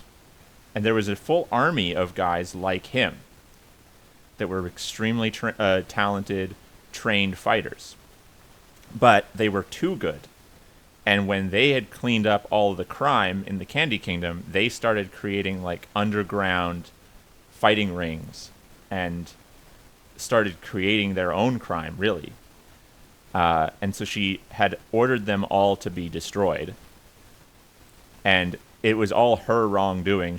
And they were like sentient, real people, like he's proven. And what I like about this episode is it shows that, again, every character in Adventure Time is flawed. They all have issues. None of them is just like, he's the hero and he's perfect and everything he does is flawless.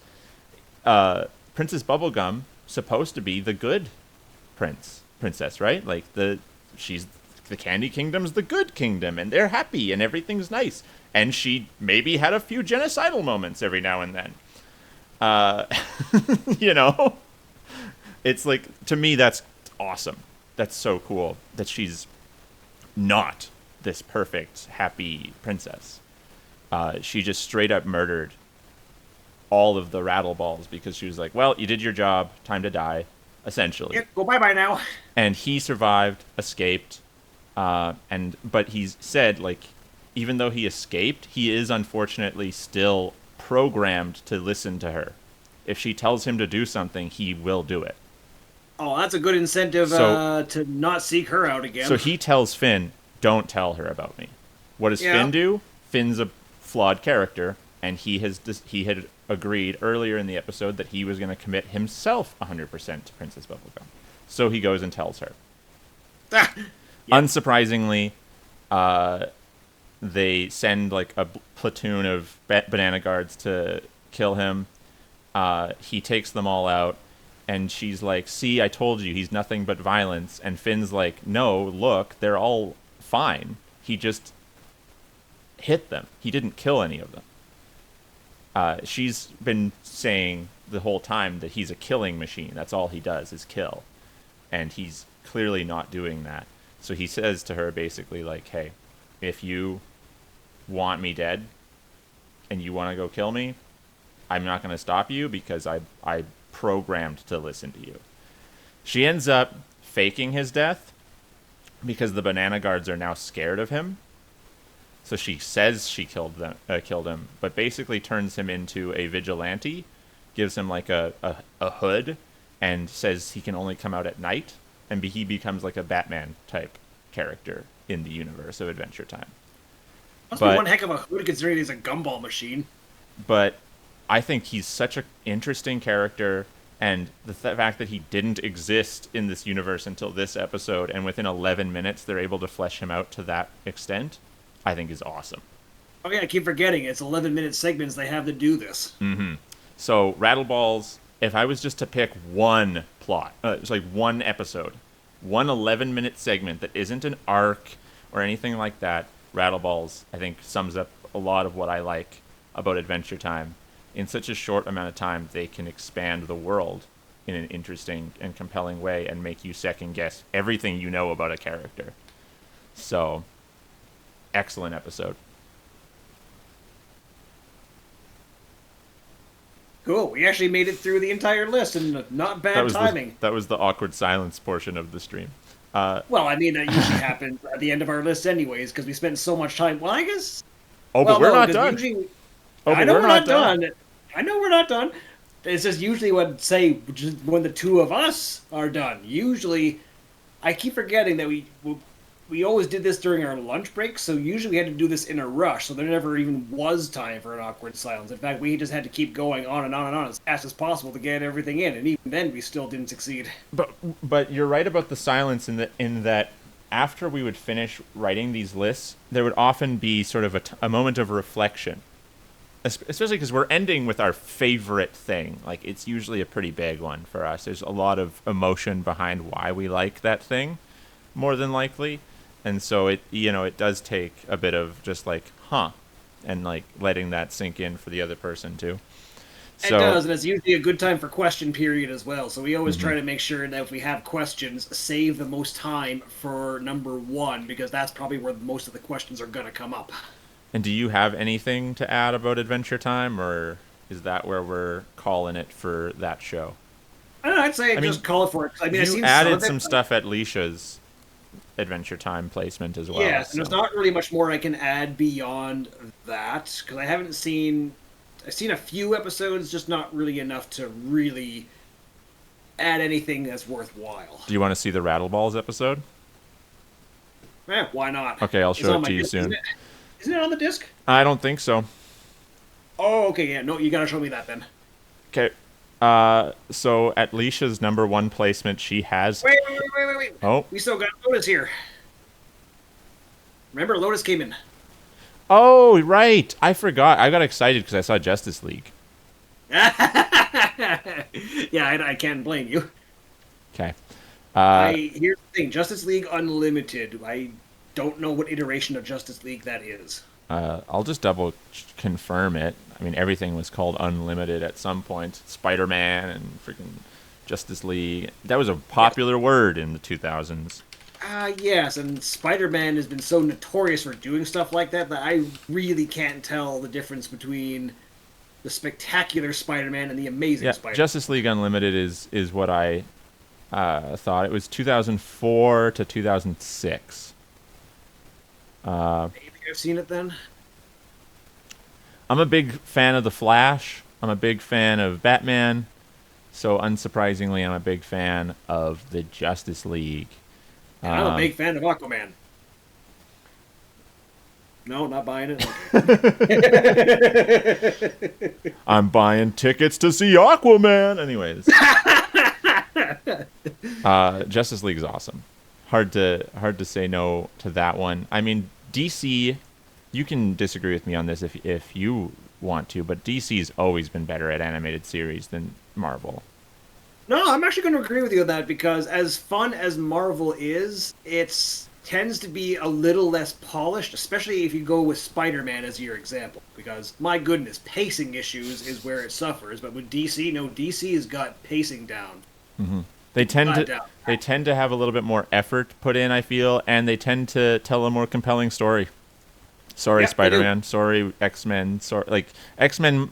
Maybe if this had been top 5 cartoon theme songs, maybe X-Men would have been talked about. Sorry, it's not as good as DC. Uh, yeah, 100% agree, Dennis, on that one. Though some of those Batman movies are fantastic. But, anyways, number 4, Naruto. It's hard for me to comment on the anime. The only thing I don't think I've actually seen a single episode. I've read a couple of issues of the manga, and what I did read, it was pretty good. It's just I don't remember much about it. So that's really all I can say about it. All I can really say is someone chooses that as a number 4. I can see why. The only thing I was going to say about it, because I also haven't seen it, is that I was surprised it took this long for someone to talk about it. That was the only thing surprising about seeing it at number 4, is it's such a popular show. I thought by now we would have heard someone talk about Naruto. Well, yeah, and so far up to this point, we've talked about what, 4 animes, 5? Hey, animes, they've done well for themselves today in general, I think, in terms of the fact that, this is a stream taking place in Canada. Like, I think Japan's done well. Yep. Up next, we're at Witch, which I don't. No, I'm drawing a blank on this one too, I'm afraid. 90s Batman was horrible? What are you talking about, Fustra? Who's saying that? Like, the movies? And when did Michael Keaton's Batman come out? Because that's one of my favorite movies ever. Oh, That was isn't that was late 80s, I think. 89, maybe? thing? Because that was Michael Keaton would have been for like the Penguin and Catwoman Yeah. one. Well, Michael Keaton's original one was Jack Nicholson's Joker. Oh, okay, yeah. But Oh wait, he was in both of them, wasn't he? I think Batman Returns is what you're thinking of. Yes. Fustra, if you're talking Batman Robin and Batman Forever, I 100% understand what you're trying to say. Very fun to watch, though. I still love them. And the late 80s. Okay, then you haven't watched the Michael Keaton Batman, because that's just a stupid take. No, I said this isn't a place of judgment. That's fine. If you don't like it, that's fine. So what's Witch? Yeah, you got me on that one. Okay. Lotus, help us out here. Lotus, you can post in chat what that's all about. No, sure. Again, if you want to say, what was it, Danny DeVito that played the Penguin or whatever? If you want to say that's terrible, that's fine. I'm talking about Batman with Michael Keaton's Joker. Michael Keaton's Batman and Jack Nicholson's Joker. So next up is Digimon. If Digimon 1.0, That's the like toy that shoots marbles, right? What? Is that not the... What are you talking about? There's a toy that shoots a marble. And it's called Digimon? No, I guess not, because you acted in surprise. What's it called? Oh, Bakugan. They're all the same word to me. No! I grew up thinking that Digimon, Pokemon, Bakugan were all the same thing. Oh, no! Okay, so not Lotus, that. we're so sorry! What are you sorry about? It was my dumbass that said it. I know, this is secondhand apology. So moving on. Yeah, okay, so this is the part of the series that I think it is, like the very beginning of it. Once again, this is one of those things where I would have seen bits and pieces of it, and what I did see was pretty fun. At the time, I was definitely more interested in Pokemon, so I just kind of regarded Digimon as just, what the heck is this? Why is it trying to be Pokemon or what? But no, it's actually, to its credit, it's actually got more character development than Pokemon probably ever did. No, I had Beyblades, Dennis. Freaking heck. Anyways, sorry. Oh, yeah, where was I?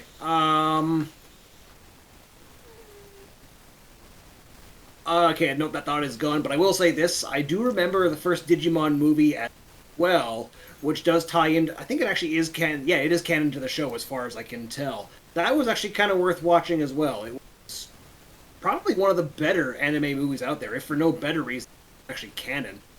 Which is more than I can say for the Dragon Ball Z movie. There's only 2 of those that are canon, and they're terrible. Yikes.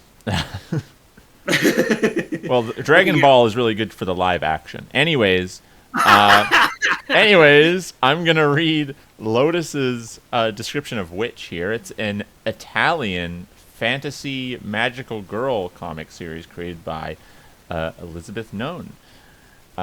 It tells the story of 5 teenage girls who are chosen to be the new guardians of Kendrakar, protectors of the center of the universe from people and creatures who wish to cause it harm. Sounds really cool.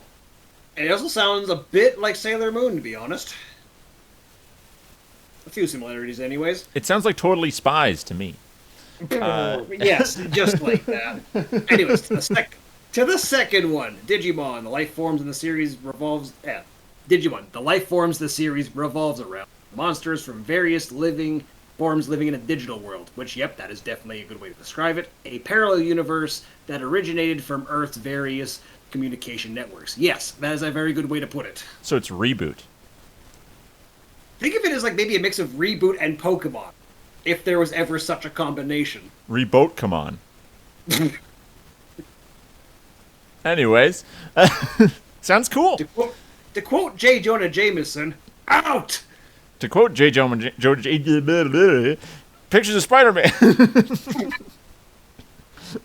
Okay, so moving on to number ones. Up to Leisha's number 1. Oh, I just saw Dennis's number 1. Interesting choice. Anyways, Hilda. For sure. Hilda at number 1 for Leisha. Hilda is a really good show. It's new. It's newer than anything that was on any of our lists. I think it's likely the newest thing. If I'm just looking at everyone's list here, I think that's the newest show that's How new are we talking here? Hilda, I think would have been, what was that, 2015, or when it started? Yeah, that's definitely new. And which come to think, I don't think any single one of my choices is newer than like the 90s. Like none of them are 2000 or higher. Hilda, I think, was originally a comic. Yeah, it's a graphic novel series, which benefits the show greatly. It hinges on the same art style, and it has already a great story, right? So, fantastic. I mean, you've got an audience rating on here from Google at a 4.9, an 8.6 out of 10 on IMDb, with a 100% rating on Rotten Tomatoes. It's deserving of that, is the thing. And I think what stands out most about Hilda is its art style. It is animated beautifully. It started... what have we got here? The animated series, because it's on Netflix, premiered in 2018. So way newer than anything we've got on our list. Adventure Time and Regular Show are the newest things on my list. And those were mid-2000s, late or early 2010s maybe. 2018, this is a very new show. And I think maybe because of that, people don't talk about it as much as maybe they should. Oh, right, Bluey. I forgot Bluey's also in there as well. Alicia likes some newer material, but I feel like maybe Hilda gets overlooked because it is in such a saturated market where there's just so many new things all the time. It's hard to keep up, I find. Maybe not other people. No, that's an understatement. Hilda is one I didn't even hear of. I would not have even known about it had Leisha not shown me it. But it's and I'd never even heard of that until Leisha brought it up either. I'll give you a quick premise from Wikipedia. Hilda is a young girl who grew up with her mother, Johanna, in a small cabin on the edge of the woods near the walled-in Nordic city of Trollberg. Hilda and Johanna soon move permanently to the city for a better life and to give Hilda a proper upbringing. Over the course of the series, she and her deer fox, Twig, later accompanied by an elf named Alfer, And best friends Frida and David go on a number of adventures interacting with and befriending the mysterious animals, people, and spirits that live in and around the city of Trollberg. Very cool show. Has such a different vibe than anything we've talked about here, and it's really quite good. Okay, yeah. With a premise like that, it's got potential. So, Leisha, if you're listening, if we have the opportunity to watch that at some point in the future, yeah. Yeah, I actually we even got her some of the graphic novels. Ooh, even better. So really cool. Dennis has All right. replaced number 3 on his list with Red I vs. know Blue. it. Okay, so we yeah. No, we're Okay. not talking about it. But good. Yeah, we'll just but keep that as a I also footnote. like that he didn't just bump it down to number 4. He completely removed Pokemon because he was like, well, I guess Red vs. Blue kind of makes Pokemon obsolete. Kinda, yeah. Anyways, he's got this But since spectacular Spider-Man. we do. But since we did reach Dennis's, I think I'm off because he singled me out for this specifically. I feel like I'm obligated to read it. A chair is a type of seat, typically designed for one person, consisting of one or more legs, a flat, slightly angled seat, and a backrest. It may be made of wood, metal, synthetic materials, and may be padded or unupholstered in various colors of fabric. Got it! Yeah. Okay, I had my bit. We go back to... Good stuff. Good stuff. Is So, it? Spectacular Spider-Man, I own a couple DVDs of, and it's a fun show. It does the fun part better than the '90s animated series. It's got a different animation style. It's very 2000s, but it still has enough of a uniqueness. But it's that sharp edge, hard line, high contrast look that was really popular in the 2000s. It's a fun show. Have Can you you tell watched me any of when it? in the 2000s? I think if it's the one I'm thinking of, yes, but I need to narrow it down. Where in the 2000s do you think it would have been made? Spectacular Spider-Man was 2008. 2008. It was Uh, like a was it lot of around? shows in that time. It had a criminally short runtime. It only was 2 seasons long. Okay, it may have been the one I'm thinking of then, because was there any Spider-Mans between the Spectacular and the 90s animated? Yes, and I'm going to be talking about one in my honorable mentions. Okay, because I still can't tell if it was that one that maybe I was thinking of. I feel like maybe it was. Well, not the Spectacular Spider-Man, but go on. Spectacular Spider-Man, really good show.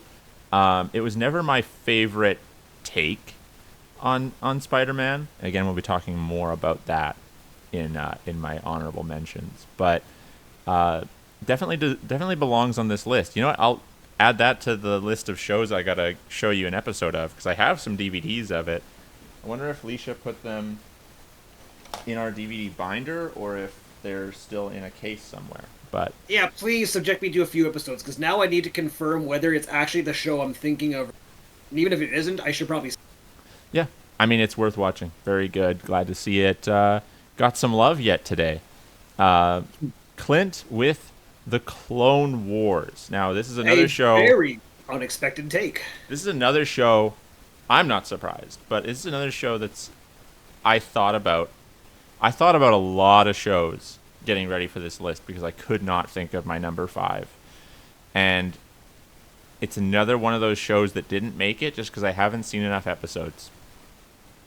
I don't Yeah, that's fair. I don't know. Like the stuff I've seen is excellent, but I just haven't seen enough. It's And that's probably kind of where I'm at as well. I've seen a couple of episodes too. They were excellent. The movie was also excellent. I can highly recommend that, if nothing else. So, if I had seen the entire series, it's possible that it would have made my list as well. Do not blame you for that so highly. it has pretty appealing 3D animation. As someone who typically prefers 2D animation, I quite enjoy the look of Clone Wars, and the voice acting's tremendous from the chunk I've seen. And better yet, this actually fleshes out the characters, namely the relationship between Anakin and one so much better than the movies ever did. Yep. And Anakin's far more bearable as a character. Yeah, exactly. Less egomaniacal rants, less rampages, less sand. Less whiny. Yeah, he still likes fixing things. We kept the good parts. Oh, you're Lotus. We all forgot about Futurama. How did that not end up on Kyle's list? Wow. Why? What? Why would that end up on my list? You like Futurama? I do, yes. Not that highly. Okay. Well, she forgot it anyways. Sarah's got The Simpsons, and much like with my SpongeBob comment, she's added in not the newer seasons. Fair enough. And Simpsons, I completely agree. Simpsons, I don't, unfortunately. I have a lot of nostalgia for The Simpsons. I totally understand why it's on here, but for me, it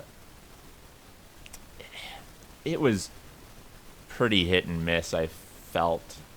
Like, even now that I've gone back, having access to Disney Plus, I've rewatched a lot of episodes from the older stuff, and I was like, I kind of run into a lot of what with Family Guy, how I think like a specific bit is really funny, but the rest of the 15 minutes of the runtime, I didn't.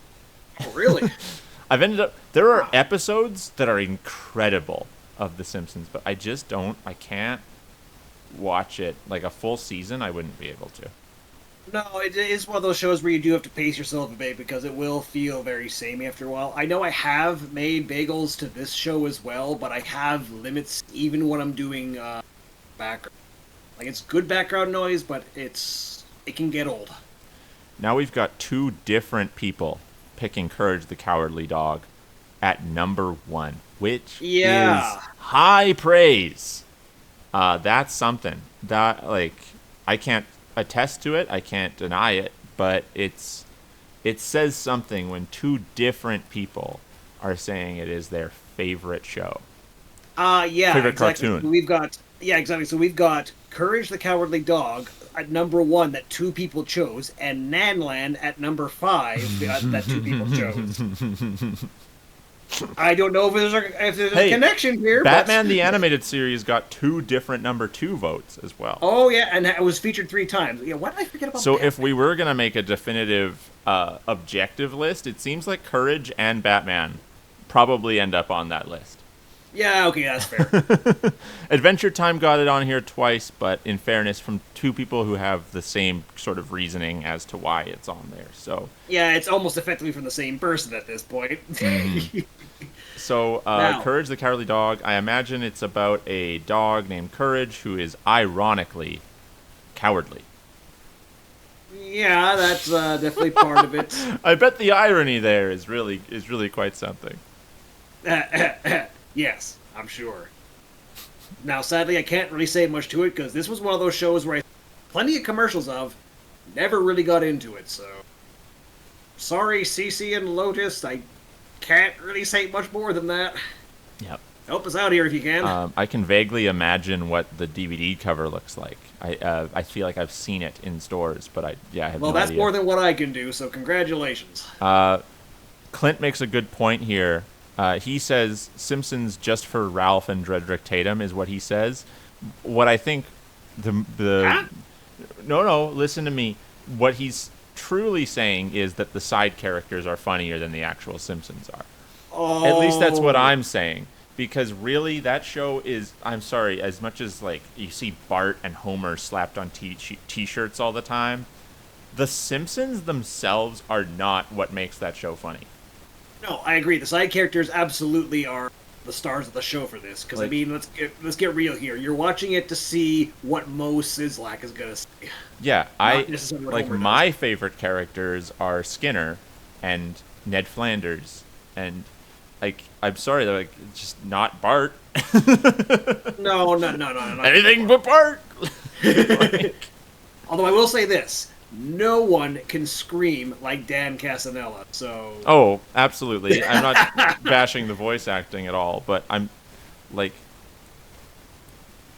Anything Bart can do, Nelson can do funnier. I don't know. Yes, That's just Which, incidentally, Dan Casanella does bring that screaming energy to his performance in Earthworm Jim. Yeah, he stars as oh yeah, Earthworm Jim. yeah. But I think is that everyone's number one picks that have I gone through? I think so. Let's just scroll down a bit here just to make sure we're not missing anything that was added retroactively. There's the chair that was added retroactively. I'm not doing that again. Yeah, okay, no, I think we got everyone here. All right. Huge success. Well, those are our favorite animated series. I learned about some shows that I apparently need to watch, Courage being a big one today.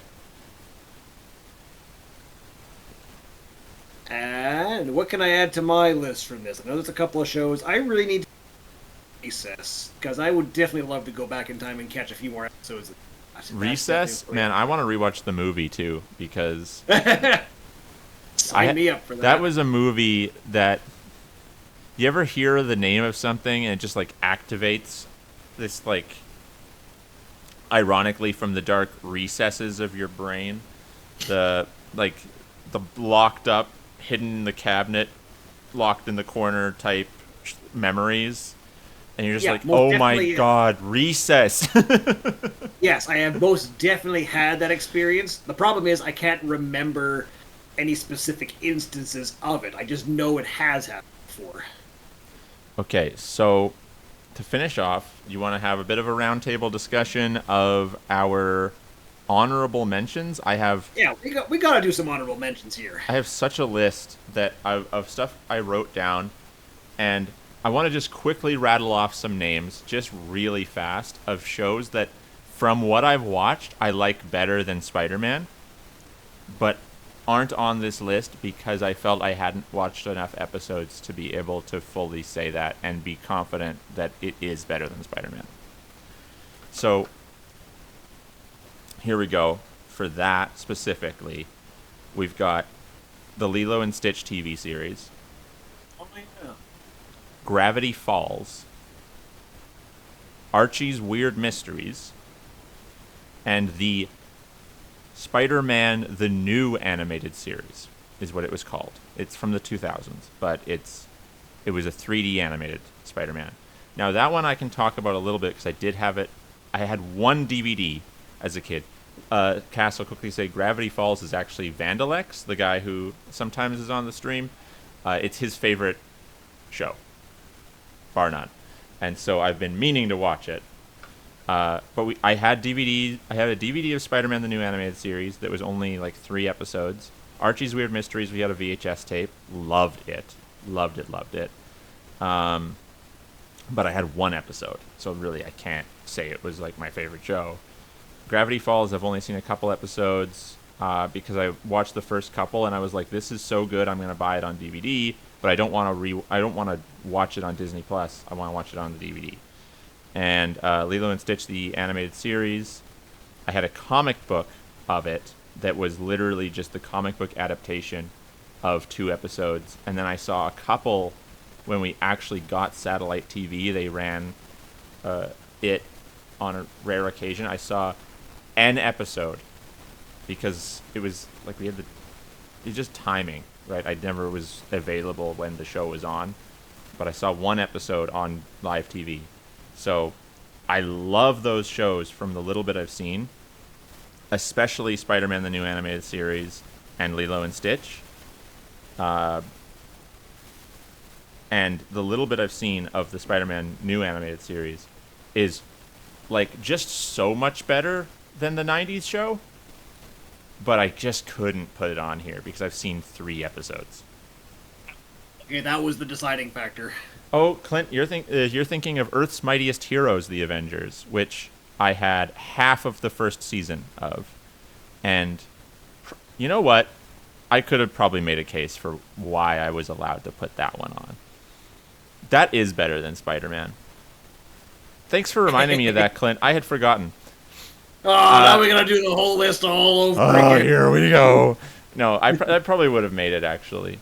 I haven't thought of that show, because I watched I know I only had half of the first season, but I watched it so many times. That's an endorsement. I don't know if I would ever even be able to watch anything past that because it's such a weird difference having absolutely no nostalgia for the rest of it. It would feel kind of weird because like you ever like watch like just a few episodes of a show like back when you were a kid, and then you watch the later episodes like 15 or 20 years later, and those two episodes like feel really different from the rest of the show, even logically they shouldn't. Yeah. Yeah, it's Okay, that's got to be the experience you're talking about if yes. you actually did that. So I do fully intend to watch the rest of the Spider-Man the new animated series. I just haven't come across a DVD for it yet. But I intend to watch the rest of that, and perhaps retroactively I'll let you guys know if I like it more than the 90s show once I've seen the full series. But it was it was short. It did not have very many episodes. And Sarah, I fully intended on talking about Scooby-Doo because I knew that would be a controversy.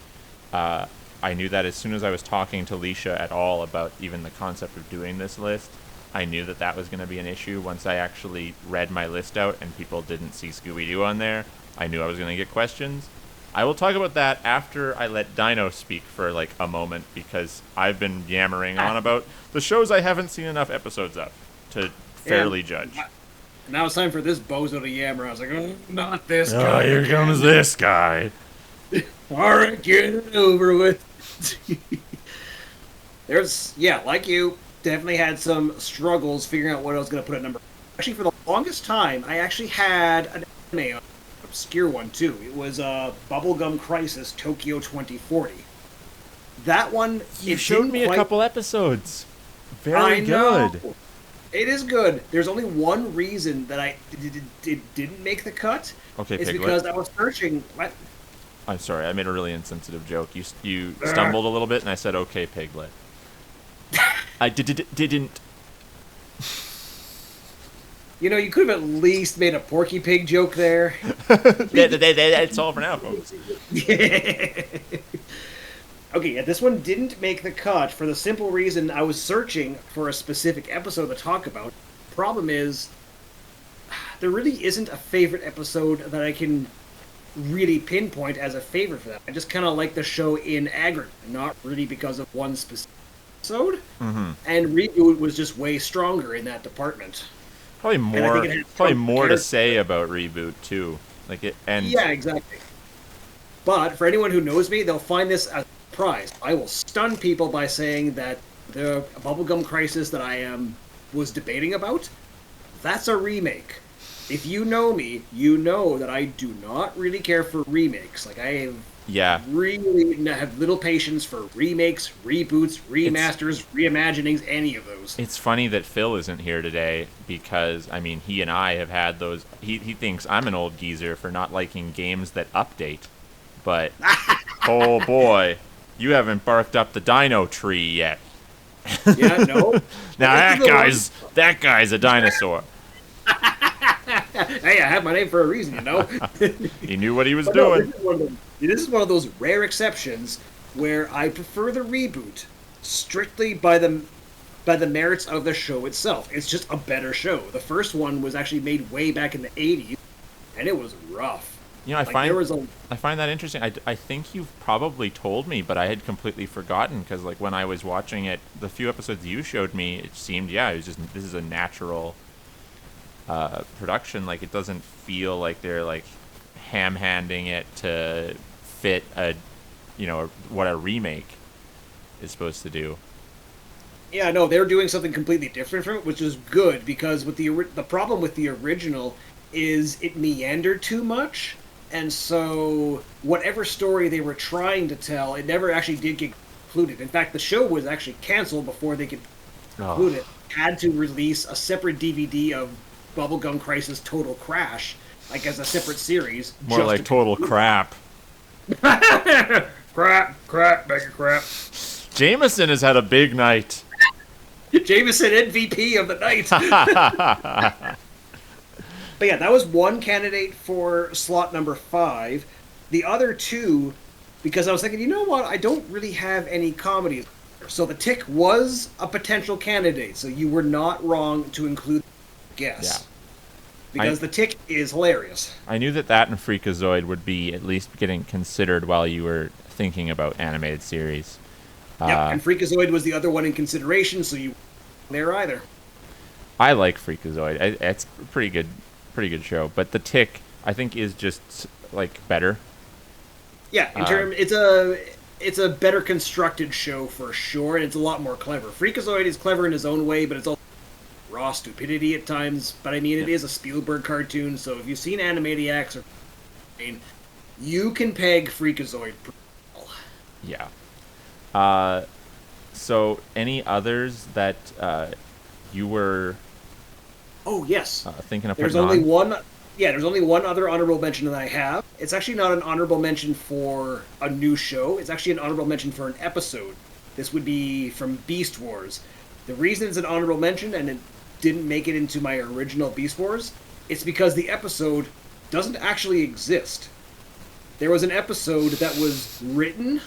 Yeah, I know. Hear me out here. There's an episode that was, and they decided not to produce it just because they thought it was too dark. But honestly, if you read what it was supposed to be about, like I cannot imagine a single Beast Wars fan who wouldn't want to see it. I'll just briefly explain what the episode is. This would be in season 3, after Dinobot died. What happens is Megatron actually makes a clone of Dinobot. Actually, it's an upgraded version. And so what Rat Trap does is he has the idea that maybe, just maybe, he can reach this new Dinobot and maybe it's basically revive the old Dinobot, this one.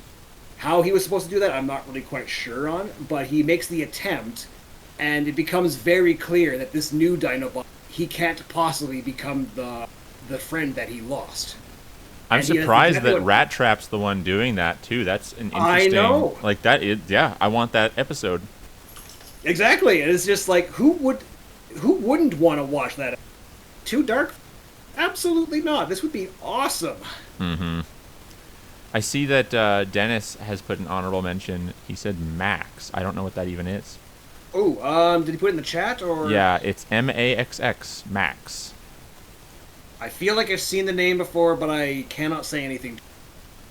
I guess You may have to help us out on this one, Dennis. For the sake of it, I will Google it.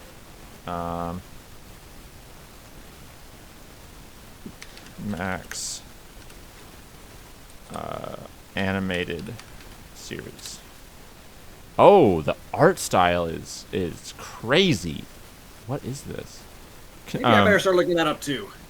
It says a confused, hulking, homeless superhero, the Max, tries to protect his social worker and friend, Julie, from an omniscient serial killer, Mr. Gone, both in the real world, which may or may not actually be real, and the subconscious fantasy world. What? Huh.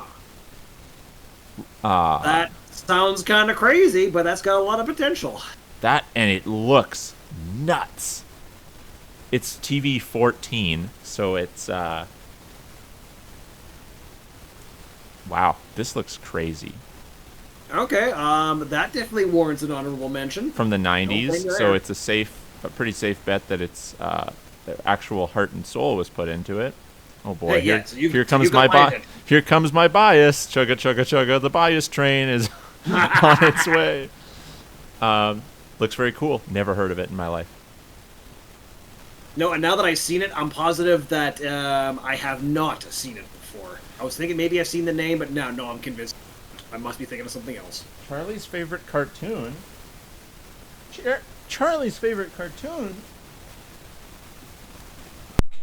Yeah, Charlie, weigh in on this.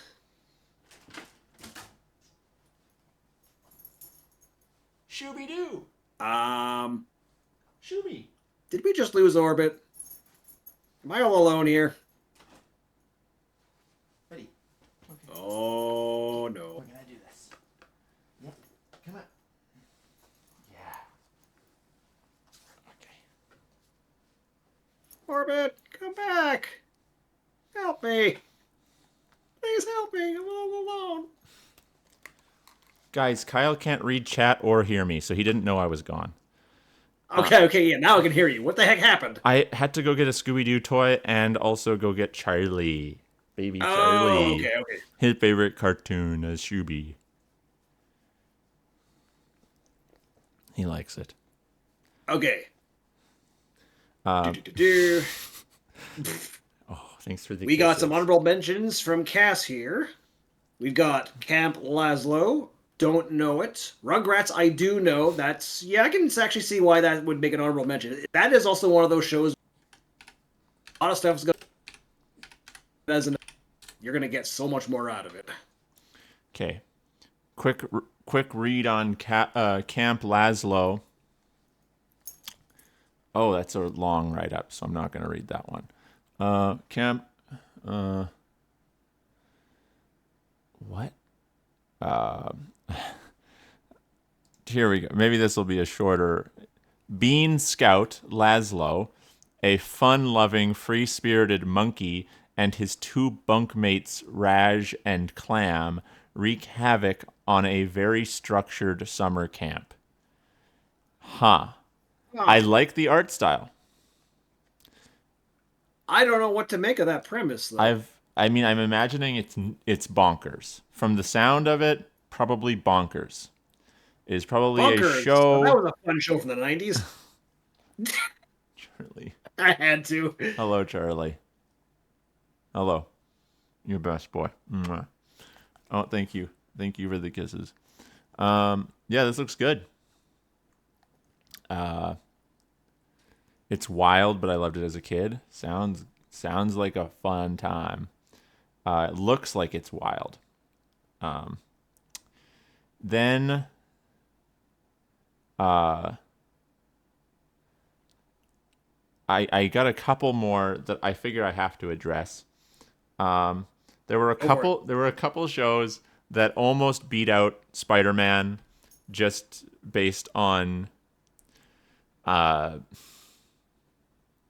I had watched enough of them to justify putting them on, and I wanted something a little bit different than the rest of the shows on my list, and they fit the bill. One of them was Flintstones, Nice. and the other was Adventures of Sonic the Hedgehog. Adventures of Sonic the Hedgehog. Okay, you were really really wanted to fill that slot with slapstick. I like slapstick a lot. That I know. And I watch Adventures of Sonic the Hedgehog more than I watch Spider-Man, the cartoon. I prefer it's close. I don't, and I even had a favorite episode. It got so far. It had been like Adventures of Sonic the Hedgehog had populated that fifth space for long enough that I had an episode picked for a favorite episode. So those were two that I needed to mention. I wanted to mention also my favorite Canadian animated series, My Goldfish is Evil. Oh yeah. Was a competitor. If this was a top 10 list, My Goldfish is Evil would be on here. Oh my goodness, if we did it like a top 10 list, we'd be here for like 6 hours. Yeah. I think it'd be one of those things where like the first 5, we're not even going to discuss them. We're just going to say the names and move on to the top 5. Which, by the way, chat, we're not doing that. We're just not. No. And then really quick, just because I know I need to address it, several people have already brought it up, is Scooby-Doo. Why is Scooby-Doo not on here? And I already explained to Leisha because she was shocked because she was like, what about Scooby-Doo? And I was like, I'm not even considering it. And she was shocked by that. Yeah, ruled out so quickly. Evidently, she wasn't shocked enough to put it on her own list, but she's still shocked that I'm taking shots here. I'm calling her out. She didn't even put it on her list, so I don't know why she got so sassy with me about it. Scooby-Doo is one of my favorite cartoon characters, cartoon universes of all time. It's true. Yes, What's New Scooby-Doo is a good show. Yes, Scooby-Doo, Where Are You is a good show. They both get very dry very fast, in my opinion. And the reason I love Scooby-Doo, because that sounds like I hate it, right? If I don't like the TV shows, the reason I like it are the animated direct-to-DVD movies. Scooby-Doo and Zombie Island, Yeah. Scooby-Doo and the Reluctant Werewolf, Scooby-Doo and Cyber Chase, Scooby-Doo Ghoul School, Scooby-Doo, like I can go on. Every single one of them, other than a couple of the newer ones, like all the ones from the late 90s, early 2000s, early 2010s, are some of my favorite animated films of all time. Scooby-Doo works better in a 90-minute format where they actually have time to flesh out the characters, to build a mystery, to make you at all care about the monster. It just works better at 90 minutes. The shows, I don't care. Like it's so fast. It's obvious who the guy is almost every time. Yeah. They have time to build up for a twist in a movie. The animated movies are phenomenal, but the shows are just okay. Now it's kind of funny because your opinion on that is actually not so different from how I feel about Pokemon. There you So go. you've actually got something to relate it to. Yeah, I mean, again, some of the animated movies of Scooby-Doo, I love, and I actually just showed Kyle Scooby-Doo on Zombie Island, like a month ago, maybe Yeah, two it was a months fun ago, ride. and that I think is one of my favorite animated films. Just blanket statement. It's peak Scooby-Doo. Just the TV shows, they're okay. I like watching What's New Scooby-Doo, but it's the kind of thing I throw on in the background and don't really pay attention to. Yeah, and unfortunately, it is one of those shows where if you have seen one episode, you've effectively. Mm-hmm. It's a good formula, sure, but it will burn itself out eventually. Yeah. And in fairness, I also could only even make an argument for What's New Scooby-Doo or Scooby-Doo Where Are You? All of the other spin-offs and remakes and new shows that they've done are abysmal from what I have seen. So there you go, Scooby-Doo. I've played my cards. They're on the table. Scooby-Doo is one of the most hit and miss franchises for actual shows. That is why it is not number 5. But if we did Because a let's be honest, I top don't five think it would be animated better. movies, I'm sure something with a Scooby-Doo in the title would be on there. Yeah, don't be But too surprised that if we're doing this again, if that becomes a topic. uh-huh. Oh crap! What did I just suggest? There's The been a lot chat's of gonna be honest. there's been a lot of ideas for more top fives. We could do these for probably years and still have Well, I mean, like something. we did for years on lunch breaks. Like, how many hours did we spend compiling these things before we actually hit our lunch break? Yep.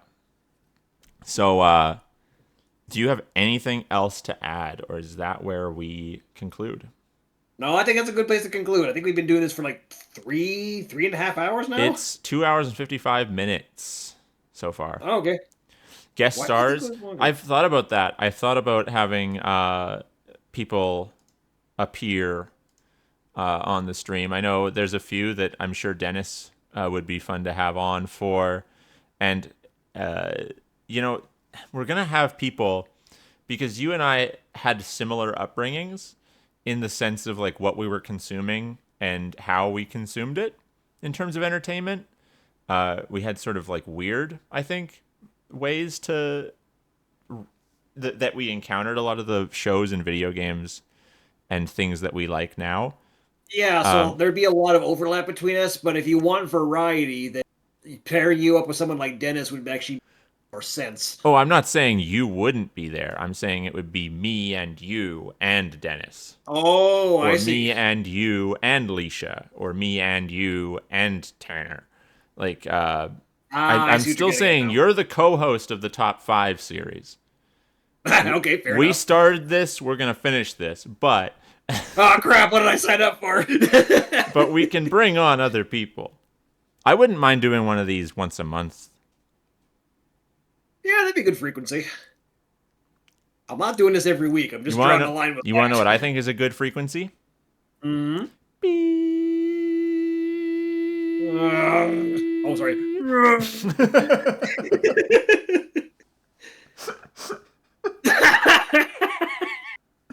No, I just love when you have the Doppler effect on it.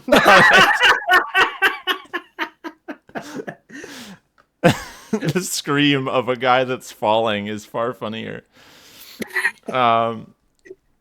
Chat, you tell me if that was a good impression of Cor. Neat says consistency is key. Next up, we're doing our top 5 consistencies. What? I like I for my burger, I like a solid consist. I don't like it to be liquid, Kyle. You don't? Oh, but that's where all the flavor comes from. You don't have a proper burger until you liquefy the crap out of it. You said you ever wanted it tried to- juicy. Yeah, exactly. So how much juicier than that can you possibly get? You ever tried drinking a half-squeezed orange? Doesn't work so well, does it? Wait, have you tried to drink oranges? Like, Yes? you drink orange juice. I got lazy. Oh, God. The Tropicana ad has come to life. You're also told confidence is key and consent is key, and I feel like life is just a keychain filled with keys. You're not wrong. Everything's key. And nothing is key. Because when everything is key, nothing will be. Top 5 cutest animals? Okay, no. Then we're bringing Leisha on. Oh yeah, no, we have to have her on for that one. She would suffer because she'd have to pick 5 animals. But they would be different. I mean, that'd be hilarious to watch, no doubt. I think they'd be different than our lists because she likes some weird animals. Oh yeah, no, she's got a taste for some exotic ones. Top 5 conspiracy theories. I don't know if I could think up 5 conspiracy theories. Like, Yeah, I don't think I can either. do we just invent them on the spot? New conspiracy. Okay, hold on, because Neat's here. New conspiracy. Neat gets someone else to play when he does Bloodborne streams so that he looks good. I'm waiting for the message that says I'm going to get murdered in my sleep. What makes you think you're going to get a message about it?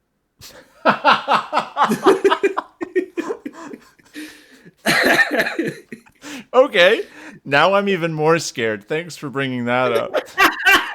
What friends are for. Dennis wants top 5 cryptids. Just go watch an episode of Weird or What, and you're good to go.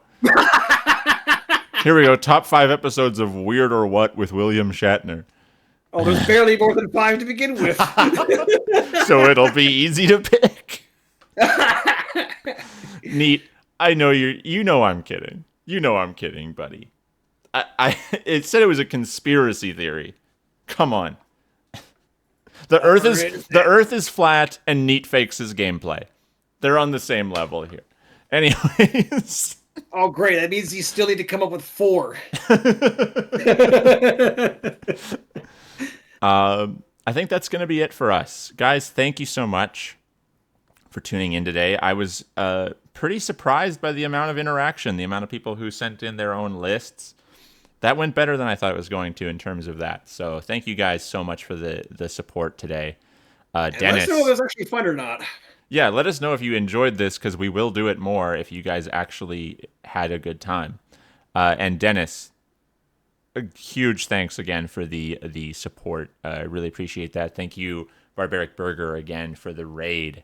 And I will see you guys later. Let's just double check to make sure that no one that I know is actively streaming. Oh, Tom's live. Let's go bother Tom. Ask him what his favorite animated series is. Get rid of Kyle for the next one. Sounds good. Top 5. I'd do it. Top 5 streams that had Kyle in it. Anyways, bye.